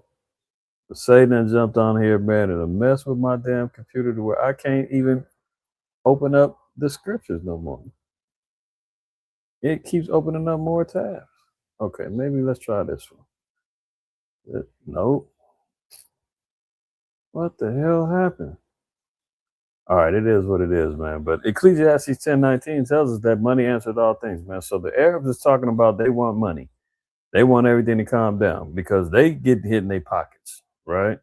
And one thing for sure, two things for certain, man, the scriptures in 1 Timothy 6, the Most High said the love of money is the root of what? All evil. The love of money is where the evil is going to be found. So guess what? You see some evil going on, follow the money. He's going to tell us everything. Saudi Arabia is telling Trump, fall back on the war. He's in too deep, man. Why? Because it's hurting their pockets too now. All right. Look at this. Traders place over $1 billion in perfectly timed bets on the Iran war. What's going on? Esau is out here profiteering off of the war. They're hedging their bets accurately when they're going to bomb, when the peace talk's going to happen, who's going to do this, who's going to do that. And they out here making $1 billion worth of bets. The rich just get richer, man. They out here playing with people's lives, playing with whole countries' existences, hedging their bets on genocide. And you trying to tell me, man, that this man and his people who actually, are complicit with the evils that happen, that this country promotes, that they're worthy of salvation, that they're going to be hand in hand with us in the kingdom? Get the F out of here. 16 bets made $100,000 accurately predicting the timing of the U.S. airstrikes against Iran on the 27th of February. Later, a single user would make over $550,000 after betting that Ayatollah Ali Khamenei would topple just moments before his assassination by Israeli forces. So there's insider trading going on. Words is getting spoken on. So when Agent Orange jumps out and says, oh, we're going to have peace talks this weekend. Oh, is that a fact? Yeah, that's a fact. Okay. $100,000 is going to be peace talks this weekend. Oh, $100,000 is going to be a ceasefire between Lebanon and Israel. And they go and they cash in their money, man. So this is all based upon money. This is all based upon greed. People are profiteering off of this war. All of this stuff, man. It's wickedness at its highest level. Look, Now, it said the U.S. considers a $20 billion cash for uranium deal with Iran. One thing for sure, we covered this last week in Isaiah the 13th chapter. It said that the Medes, or in other words, the Persians, which equate to the Iranians, it said that they're not going to be bought with silver and gold. So this would be interesting because this is part of the deal that they were saying this was the last thing. Cash for uranium. Now, mind you, Agent Orange said they're going to take it. But this was supposed to be, they were supposed to, relinquish $20 billion that they had in holdings. So it's Iran's money. But because of the sanctions and everything else, Agent Orange is saying, well, we'll give you your money back if you give up that uranium. So this is what the contingency is. $20 billion for all of their uranium. They just got through saying this is sacred to us, our land, this, that, and the third. We ain't giving up nothing. By no means. So when the scriptures tell us that in Isaiah the 13th chapter, that silver and gold, they're going to toss that in the, you can't buy them off. By the actions that happen today, that's to let it be known that that's not going to move them. Another thing is, why would you give that? Listen, Agent Orange condemned Slow Biden for giving, I think it was $6 billion back to the Iranians. And then next thing you know, October 7th happened. They said, well, look, you're going to give them money, the biggest state-sponsored terrorist organization in the world, and you're giving them money. Slow Biden is to blame. Now, he's getting they have Iran categorized as the number one state-sponsored country in the world. Biggest financiers of terrorism. And you're getting ready to give them $20 billion? Does that make sense? Meanwhile, America, being the hypocrites that they are, as they will say that Iran is the biggest terrorist. How about America, though? Is America the biggest? Is America a terrorist at all? No. America dictates who the terrorists are, and they tell you what year and when. Iran, 1979. They're the biggest terrorist organization, or state-sponsored terrorist organization in the world. Well, who said so? We said so. We say who's terrorist and who isn't. Nick, can we acknowledge America's terrorism with the conquering of the Americas and the transatlantic slave trade and everything else? Transporting human cargo from the western shores of Africa all the way over here to the shores of Brazil and the east coast of America for free labor, under oppression, murder, rape, so forth and so on. Is that terrorism? How about Venezuela? They just got terrorized. They're talking about terrorizing Cuba right now. Right now, they're economically terrorizing them, cutting off all oil supplies and resources to them and food. And that's not terrorism. How about Native Americans, man? Were they terrorized when them damn ships hit the shores in South Central America and the Caribbean islands? And they jumping out with musket guns and swords and shields and armor and everything else, and taking land and seizing women and children and bringing them in as captives and slaves. Read the book Devastation of the Indies by Bartolome de las Casas about how they terrorized the island of Hispaniola, having competitions about who can slice a man in half with one swipe of the sword. I guess that doesn't count, huh? How about 9/11? Dare we even go there? Iraq and the Gulf War. That was, remember the girl Nayira that was talking about, they killed the babies in the incubator and they're killing her, and that was a lie set upon war.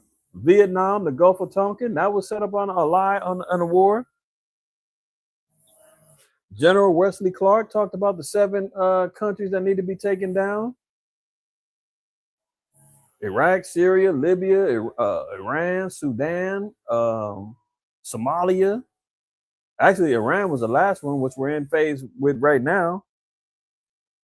Gaddafi. I mean, the list goes on and on, man. Who's the real terrorist?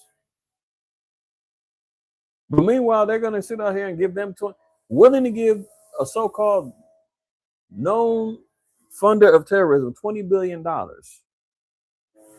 Does that make sense? I mean, come on, man. Let me get out of here before I lose my mind. This place is hypocrisy to its all-time highs, man. Continue on. Mossad chief declares mission in Iran not over until the regime falls. So is there going to be peace? If you leave it to the small hats, they saying, man, until there's a legitimate regime change and the small hats in America is in control and the Greater Israel project and the Ben Gurion project is not in effect, there is not going to be any ending to the war. So this little 10-day ceasefire with Lebanon and all that, listen, man, these cats is already acknowledging. We're going to slow it down just to see if we can get the financial situation set up with America. We're not, but guess what? Lebanon, Hezbollah, Iran, they're not falling for the okie doke because every time they do, America goes and does something just the opposite. Agent Orange goes out there and puts his foot in his mouth, shows his hand, and they like, oh, can't trust this damn devil, man. Ain't nothing stopping. We're gonna keep going. So if the Mossad chief says that the mission in Iran is not gonna be over until the regime falls, that means until Iran is completely under the boot of America and the small hats. There ain't gonna be no ceasefire. There's not gonna be no end to anything. So by their own admission, as Psalm 64 says, their tongue shall fall upon themselves. By their own admission, man. Hey, man, when he shows you who he is, believe him. So don't believe these peace talk here. Oh, ceasefire for 10 days. We got a 72-hour fallback. It'll be back on. Don't worry. Macron says a French soldier was killed and 3 were wounded in an attack on peacekeepers in Lebanon. Oh, really? This was after the ceasefire, huh?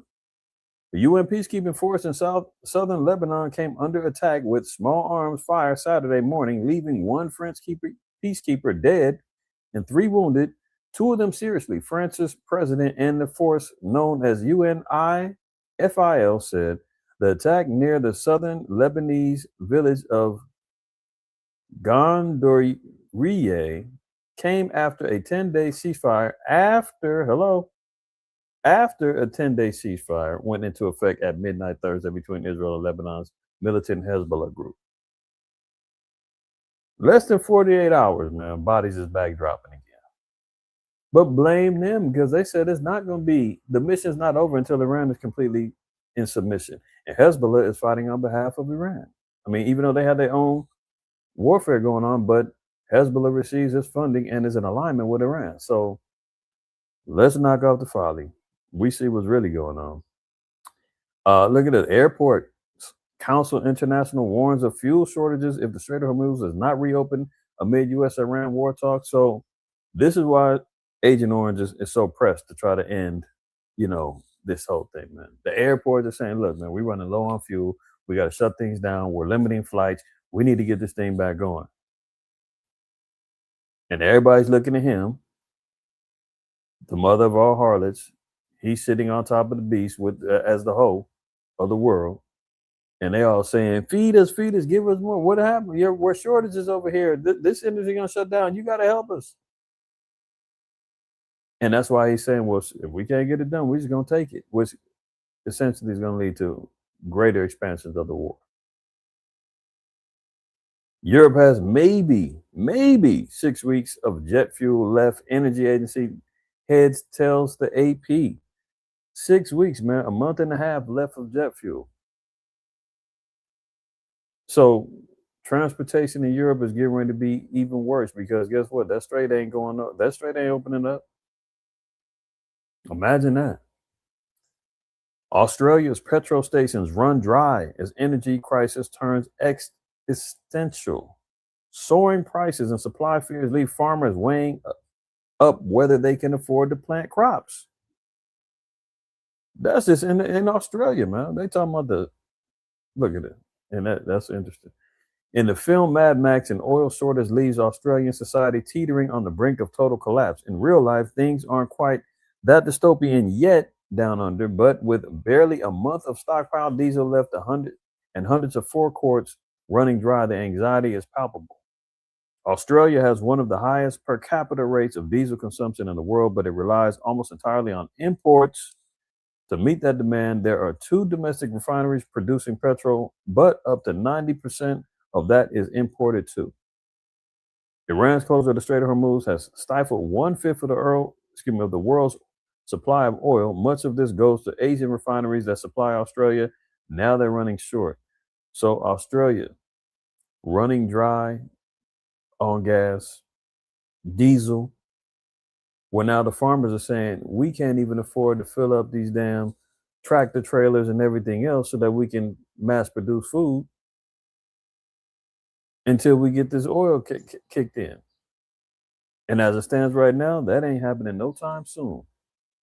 And like I said, even if it did open up, they said it's going to take like 2 years for things to get back flowing like it used to.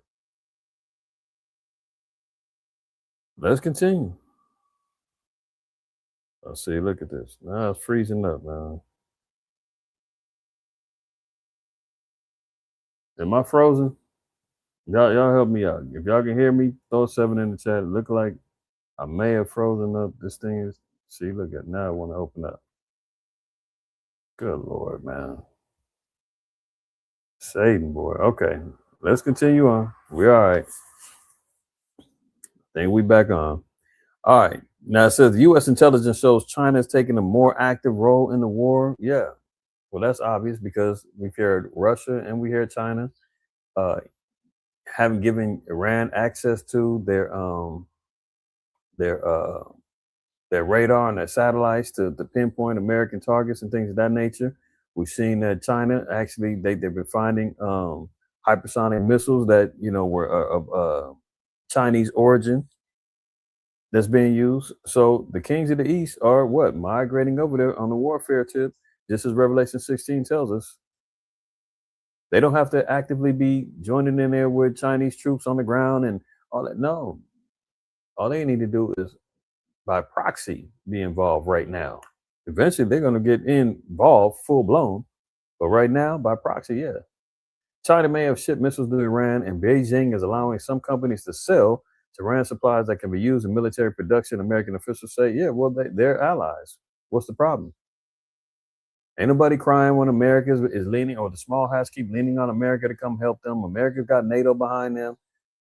Every time when the other nations say, well, we're going to get our allies to come help. Oh, it's a big old problem. All's fair in love and war, man. So yeah, China is going to get involved. Turkey brands Netanyahu, the Hitler of our time, after post accusing a Trojan of slaughter. So Turkey, as we can see, is involved in this. Ezekiel 38 makes mention of Turkey. When you see Meshach and Tubal, those areas and the areas of Turkey, Turkey has an alignment with NATO. However, I mean, with the European Union, however, they've been just expressing their desire to get up out of there, and they're not going to turn their backs on their brothers in Iran and so forth and so on, right? And the president of Turkey and the prime minister has already been on record saying everybody hates America. And they don't like the small hats either. So this is par for the course.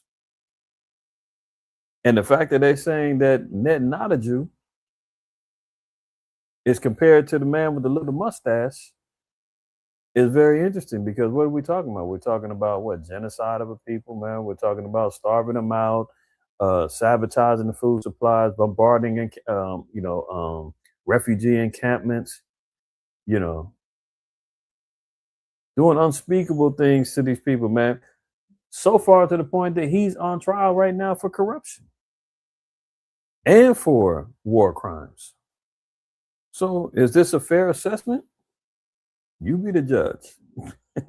Think about it. You know them by the fruit that they bear. Y'all seen this, man. This guy's out of control. Ironically, this is right before I did DSTM a week or two ago, and was quoting about the man of perdition being revealed in 2 Thessalonians 2.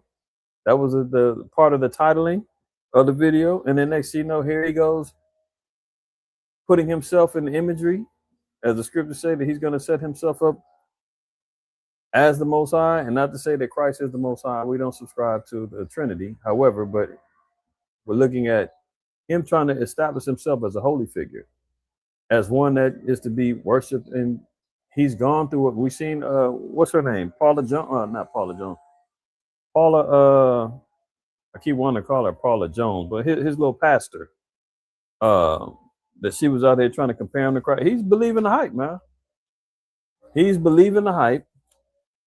And they out here worshiping him. He's talking about he's the chosen one and all that. So now when he goes out there and says what he says and does what he does and starts promoting and putting out these little memes and all this other stuff, trolling everybody, man, this dude's got a God complex. But isn't that what the scriptures say? In Isaiah the 14th chapter, he's going to be like the Most High. So him posting himself as a false image of Hamashiach Yahushua it should be no surprising. But did y'all hear his excuse? He said, "Yeah, I reposted it. That was me." But look what he said. It was me. I did post it, and I thought it was me as a doctor. Huh? Him as a doctor. Okay, let's go with that. Let's go with that narrative. Here's a woman down here that's a nurse. She's in her scrubs. She's got the stethoscope. She got the hat on. If he's a doctor, why wouldn't he have the same attire as a doctor? The scrubs, right? He says, "Yeah, I did promote it. I did post it. I thought it was me as a doctor." When have you seen a doctor with this type of garment on, with hands glowing and him healing by laying hands on some?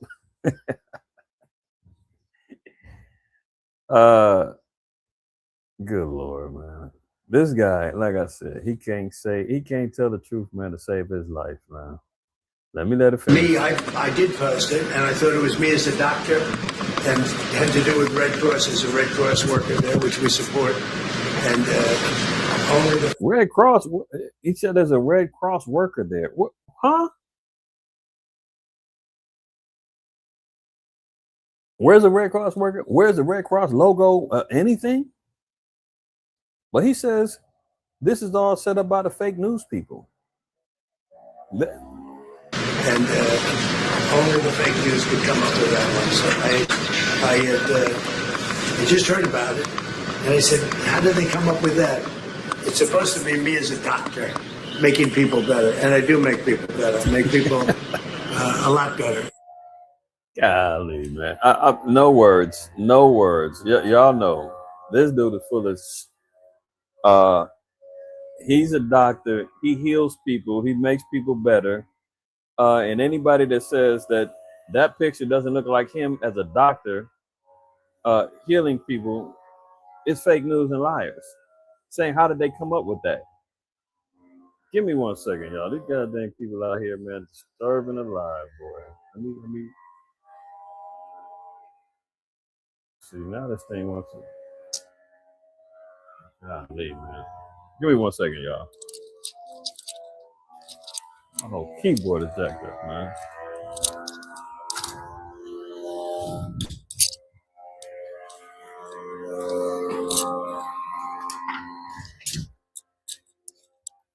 Man.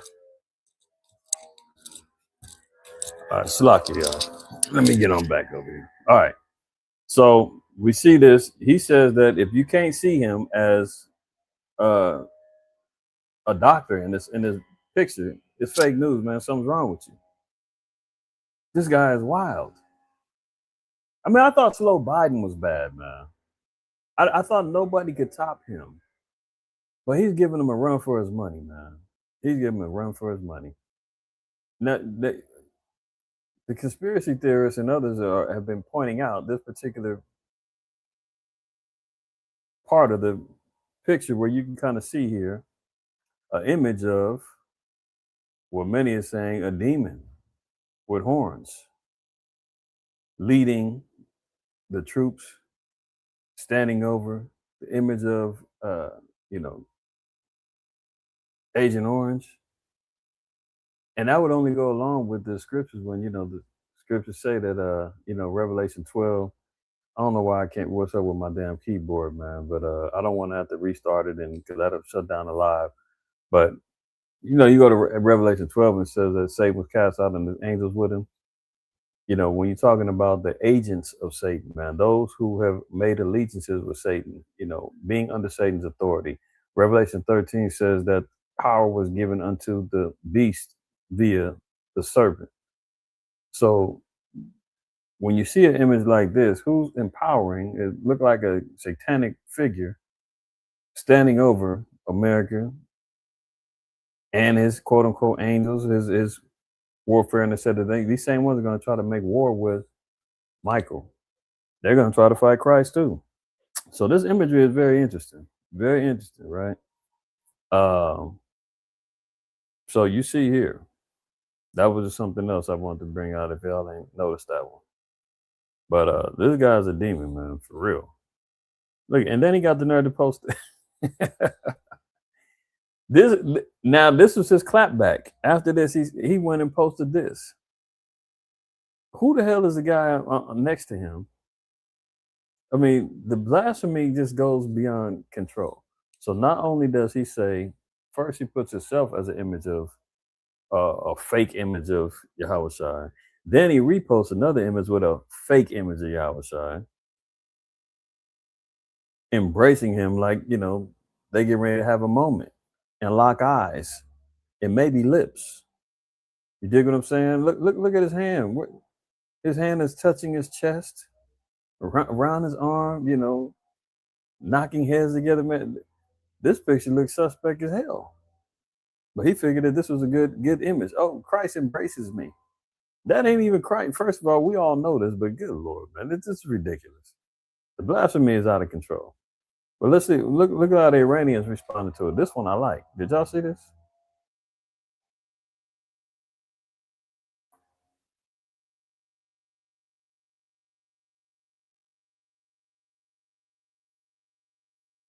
What's up with this?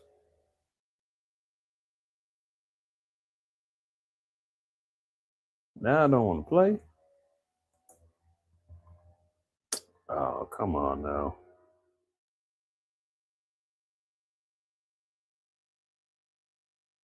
See, now I don't want to play, right?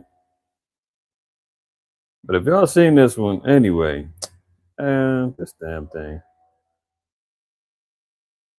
I don't know what's going on. Anyway, if y'all seen this video, man, the Iranians, man, set up an AI picture, and it was Trump in that same, picture, and Caesar Borgia flies down, socks him in the head, and he falls into the pit of hell. They got a lot of the scenarios all jacked up as far as Christ and him going into a pit with a flaming pit and all that. But anyway, it was a funny video that they put. I don't know why this damn thing ain't playing, but anyway, if y'all ever got a chance to see it, Cole, have you seen it? All right, cool. I was trying to play that one, man, but it ain't playing on this for whatever reason. Oh, here we go. Your reckoning has come. What is this?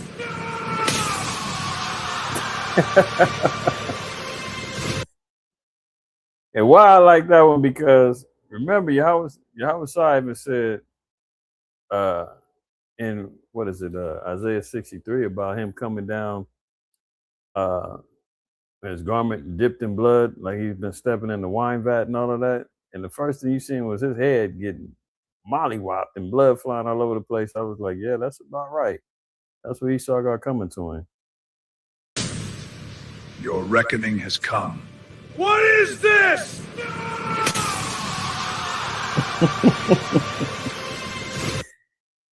Yeah, that's about right. Minus the damn fake Christ image and all that other stuff, man. But anyway, let's continue on. Let me try to wrap this up before I don't know, this damn computer does something else. But anyway, Trump yanks millions from Catholic charities amid the Pope feud. I mean, this guy's going at it with the papacy. This goes to show you too, man, for the Catholics that's run around or the Christians that's run around saying that the mark of the beast and the beast system is the Roman Catholic Church. they wouldn't be going at it with America if that was the case. They'd be in lockstep together with each other. The Catholic Church ain't the beast system and all that, man. But you see him, he's going at it. They talking about the Pope Leo and telling him you need to debate Trump and that. Now he goes back and says, I'm gonna hit you in the pockets, man. Millions of dollars getting yanked from Catholic charities. And the bad thing about it is the Catholics now are going to be looking at them. Look, we're being persecuted for Christ. Oh, no, you're not. Let's knock it off, man. But Agent Orange is leaning toward, because it shows you too, America, when you don't bow down and you don't walk in alignment with the one world beast system, one religion, one government, one monetary system, one way of housing, so forth and so on, man, they start putting people in their place. So the Trump administration has abruptly canceled a multi-million-dollar contract with the Catholic charity that houses and cares for migrant children amid President feud with the Pope, which may be good because, at one point in time, man, there was Catholic charities, man, that was kidnapping and taking kids down in the border. And this is on record, that a lot of missing children were being taken in the name of a particular Catholic charity. A lot of these children were getting put in the Catholic charities' hands, and some of these children are coming up missing. I mean, is that actually the place, a place that's been known to have a bad reputation with the caretaking of children? And we know the background of the Catholic Church. They've been housing and having migrant children in the care of Catholic charities. So this is a win-win for those of us in the faith, where, okay, you're taking money from these Catholic charities, man, who's been overseeing the well-being of kids who have a bad reputation for having an appetite for these little young bodies out here, man. Hey, cut them off then. And then at the same time, as Satan casting out Satan and the divide amongst the elites, this is good news, right? Let me continue on. Hold on one second. I'm about to go cut somebody out.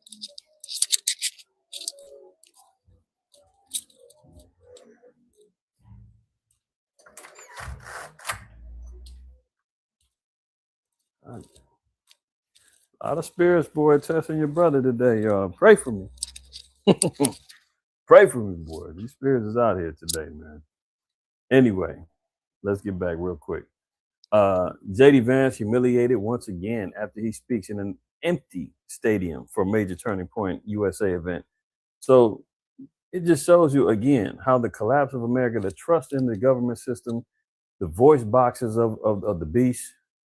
J.D. Vance, the vice president, the one they're saying who may take the mantle from Agent Orange and be the leading candidate for the Republicans or the Rebloodlicans in 2028. They said, man, this guy was out here speaking to an empty crowd for the Turning Point USA event, which was, I believe, the same event that Pete Hegseth was out here fake Bible quoting. They said, man, this cat used the same lines that Samuel Jackson used in Pulp Fiction, called himself quoting the Bible. And it's not no Bible verse, man. That was a script for a movie, man. And they run around acting like they're these stone-faced evangelicals. Straight clown stuff going on, man. You can't make a lot of this stuff up, man.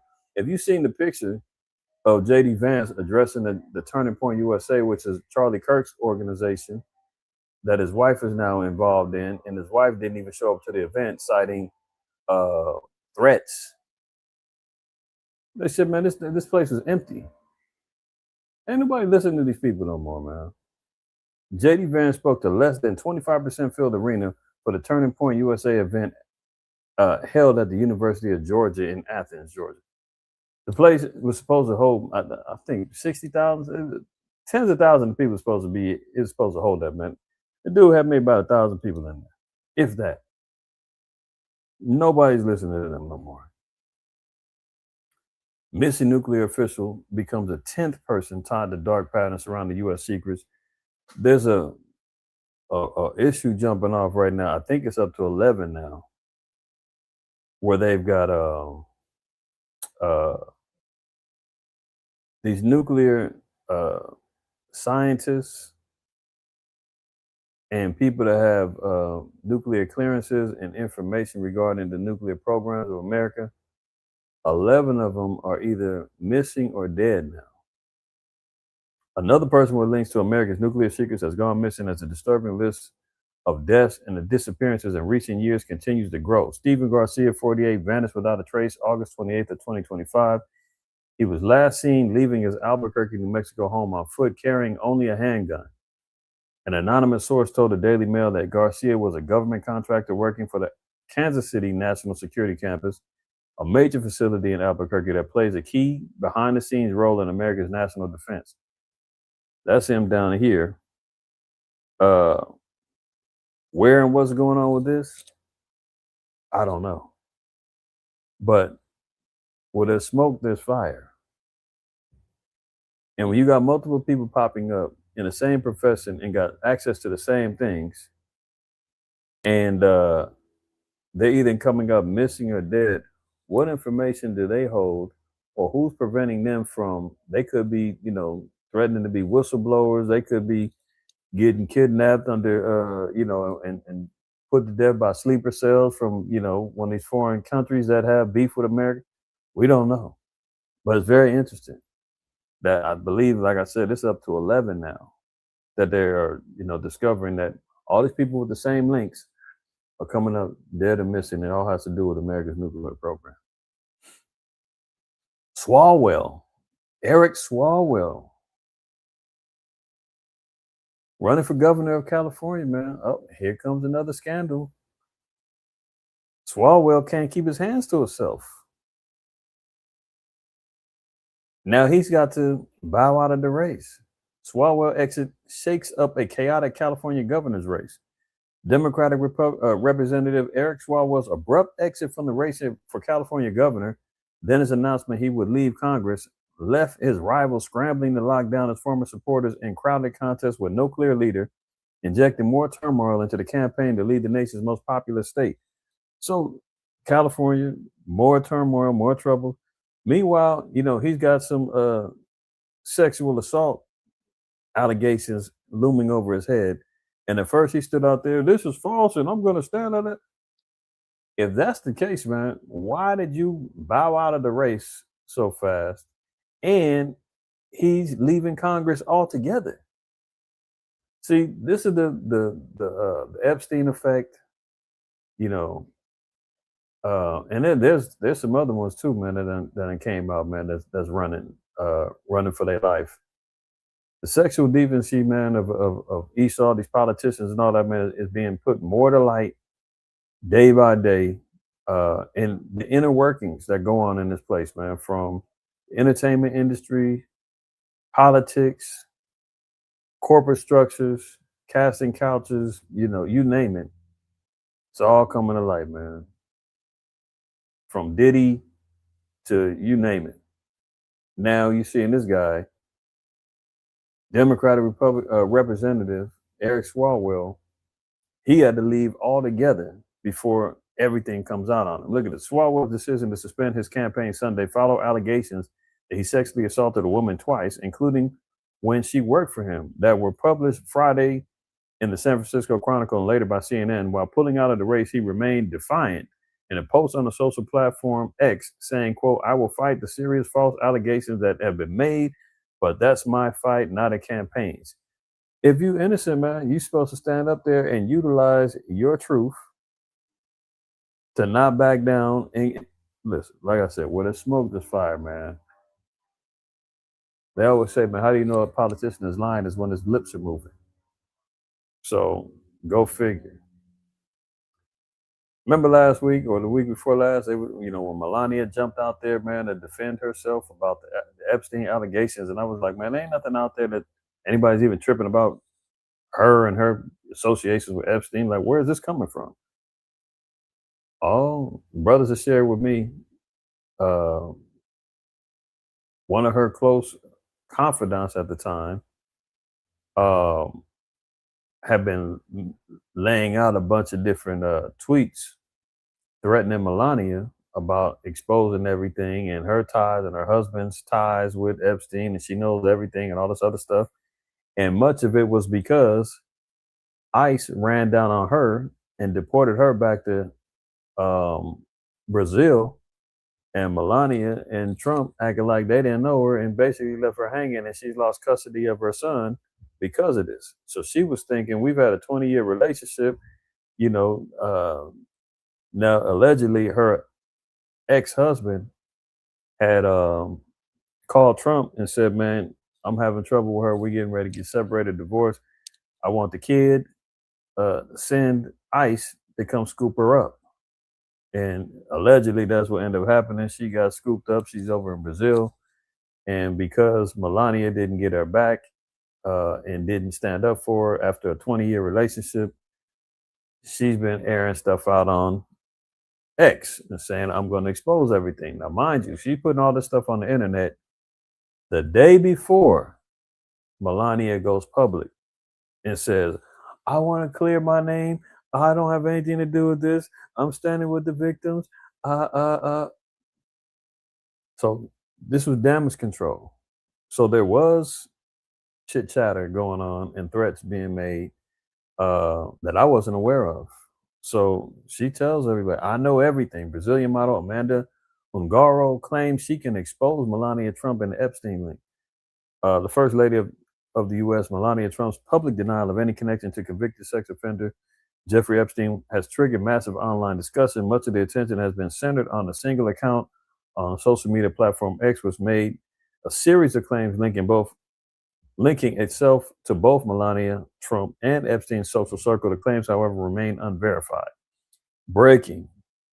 I can confirm with 99% confidence that the reason Melania Trump came out yesterday with her Epstein statement is because of information possessed by a former friend and Epstein survivor, Brazilian model Amanda Ungaro. So the plot thickens. That book and that chapter is not closed. As much as Agent Orange has been trying to close the books and everything else, that's why they were saying she came out and said all that, and Agent Orange, he didn't even know she was going to do that. Well, he's not online with her getting all these tweets. And at the time, I think I was looking at the views, we was looking at it last week. The chick, Amanda Ungaro, her post had been seen by like damn near 1 million people. It was like almost 900 some odd thousand people had seen her post.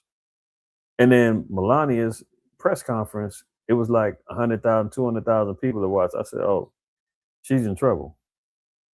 You got all these people paying attention to the accuser than the one who's being accused. So let's see where that goes, man. They already still trying to bury that real quick. You notice ain't nobody talking about Epstein no more. Or they trying to close that door. Everybody's focusing in on the oil, the energy, the pipeline, and what have you.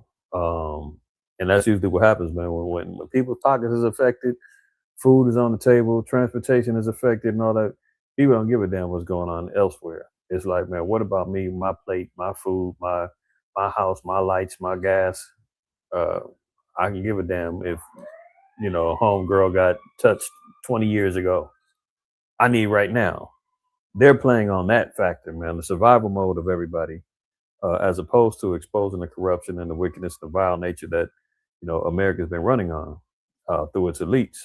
But we'll see what happens. Look at it. Meanwhile, Hunter Biden, the same guy,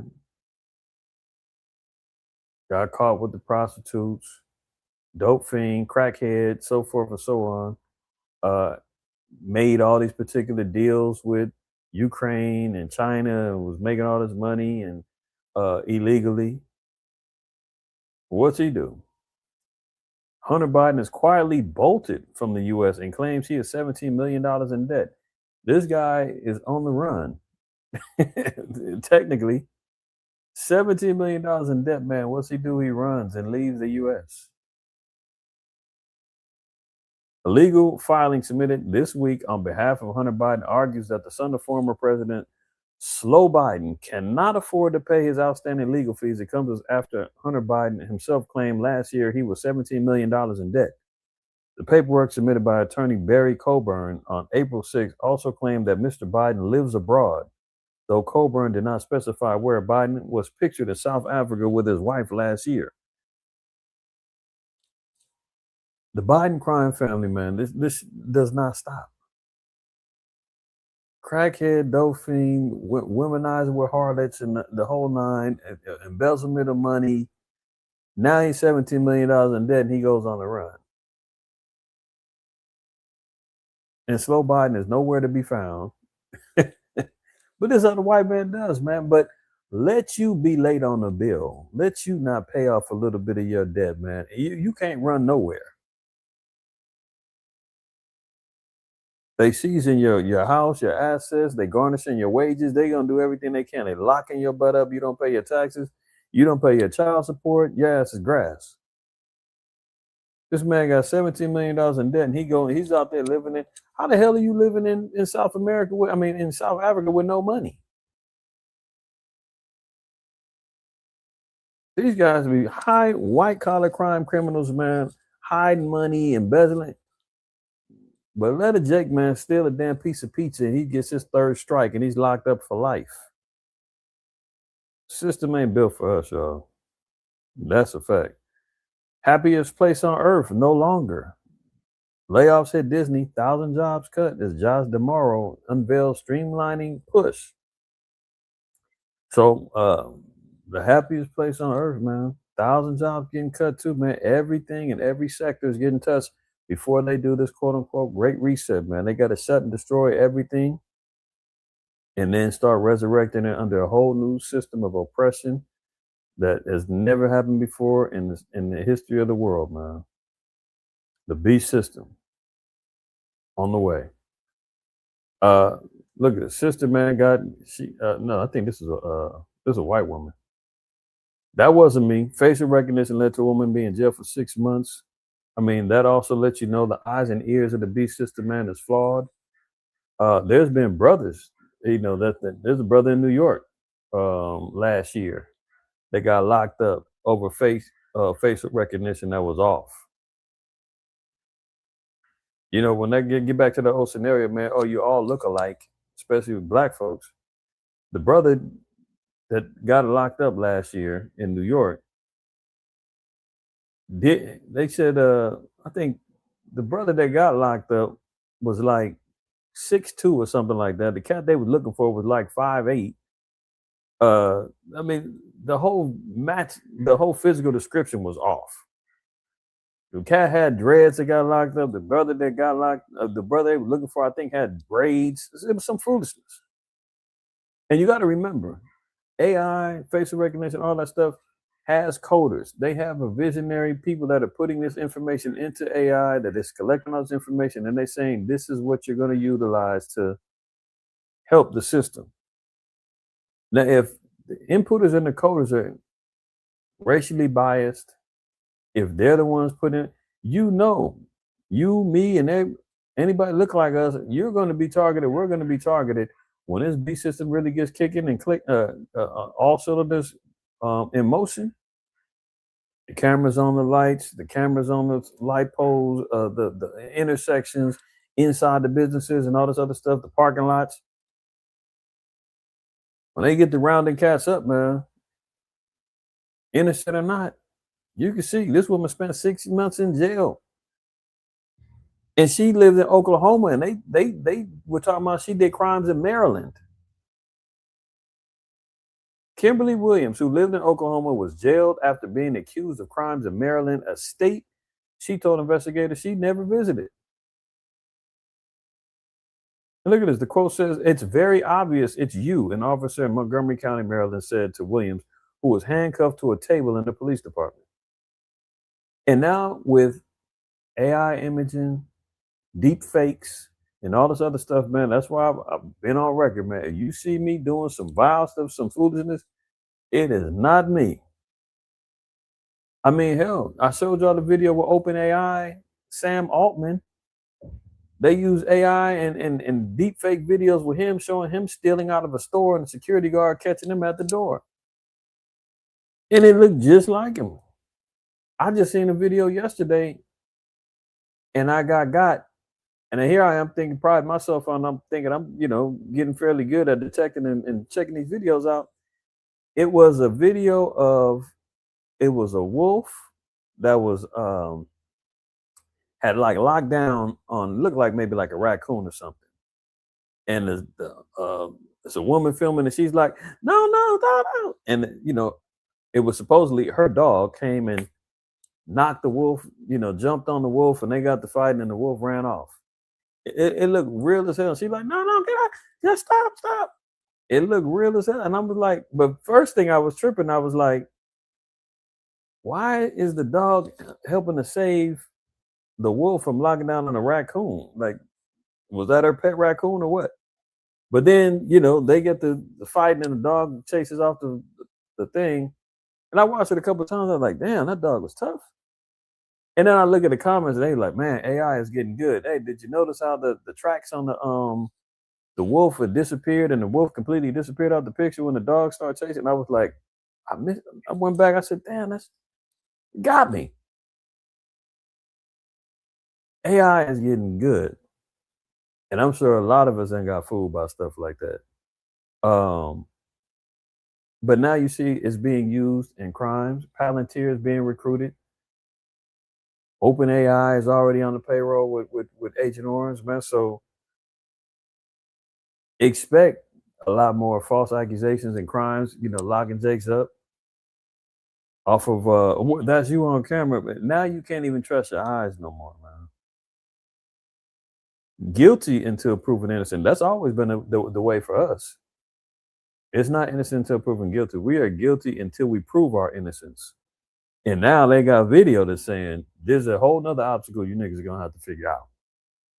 You better have good lawyers. You better have a stone cold judge who's giving you the objective opportunity to provide all evidences that wasn't you. Because otherwise they're gonna say, man, look, that's your face, that's your voice, that's you in there. Our eyes don't lie. But now, with the advent of technology, definitely eyes can't lie now. Incredible. I'm gonna skip that. I'm gonna close it out, man, because I don't even know if I can get to the. I don't even know if I'm gonna get up out of here because my whole system is acting a fool, and I can't get to the get my keyboard to act right. Look, everything I touch is doing something different. Huh.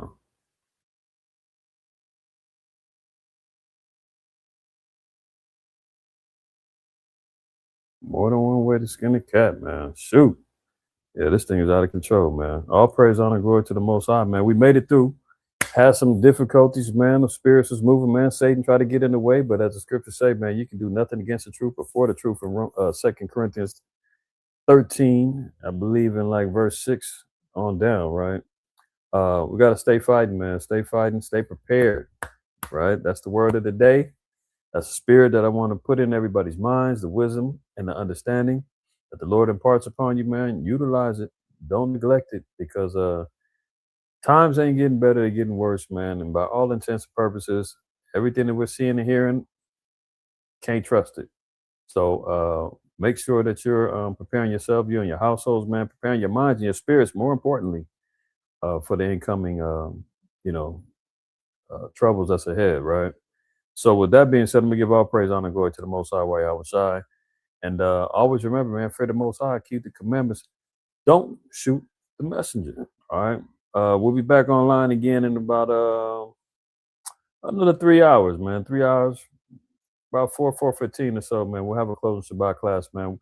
You're welcome to join us, man. Always, again, dating back to the beginning of the video, man. Make sure that you guys are liking the video, sharing it, man, and helping us to stop the shadow ban that's going on over here as best we can, man. It is what it is. This is our lot. We accept it. And, Most High willing, man, this message reaches you. And in the spirit of Christ and the Most High, man, I bid everybody shalom, shalom, peace, and Have a good day. Shalom.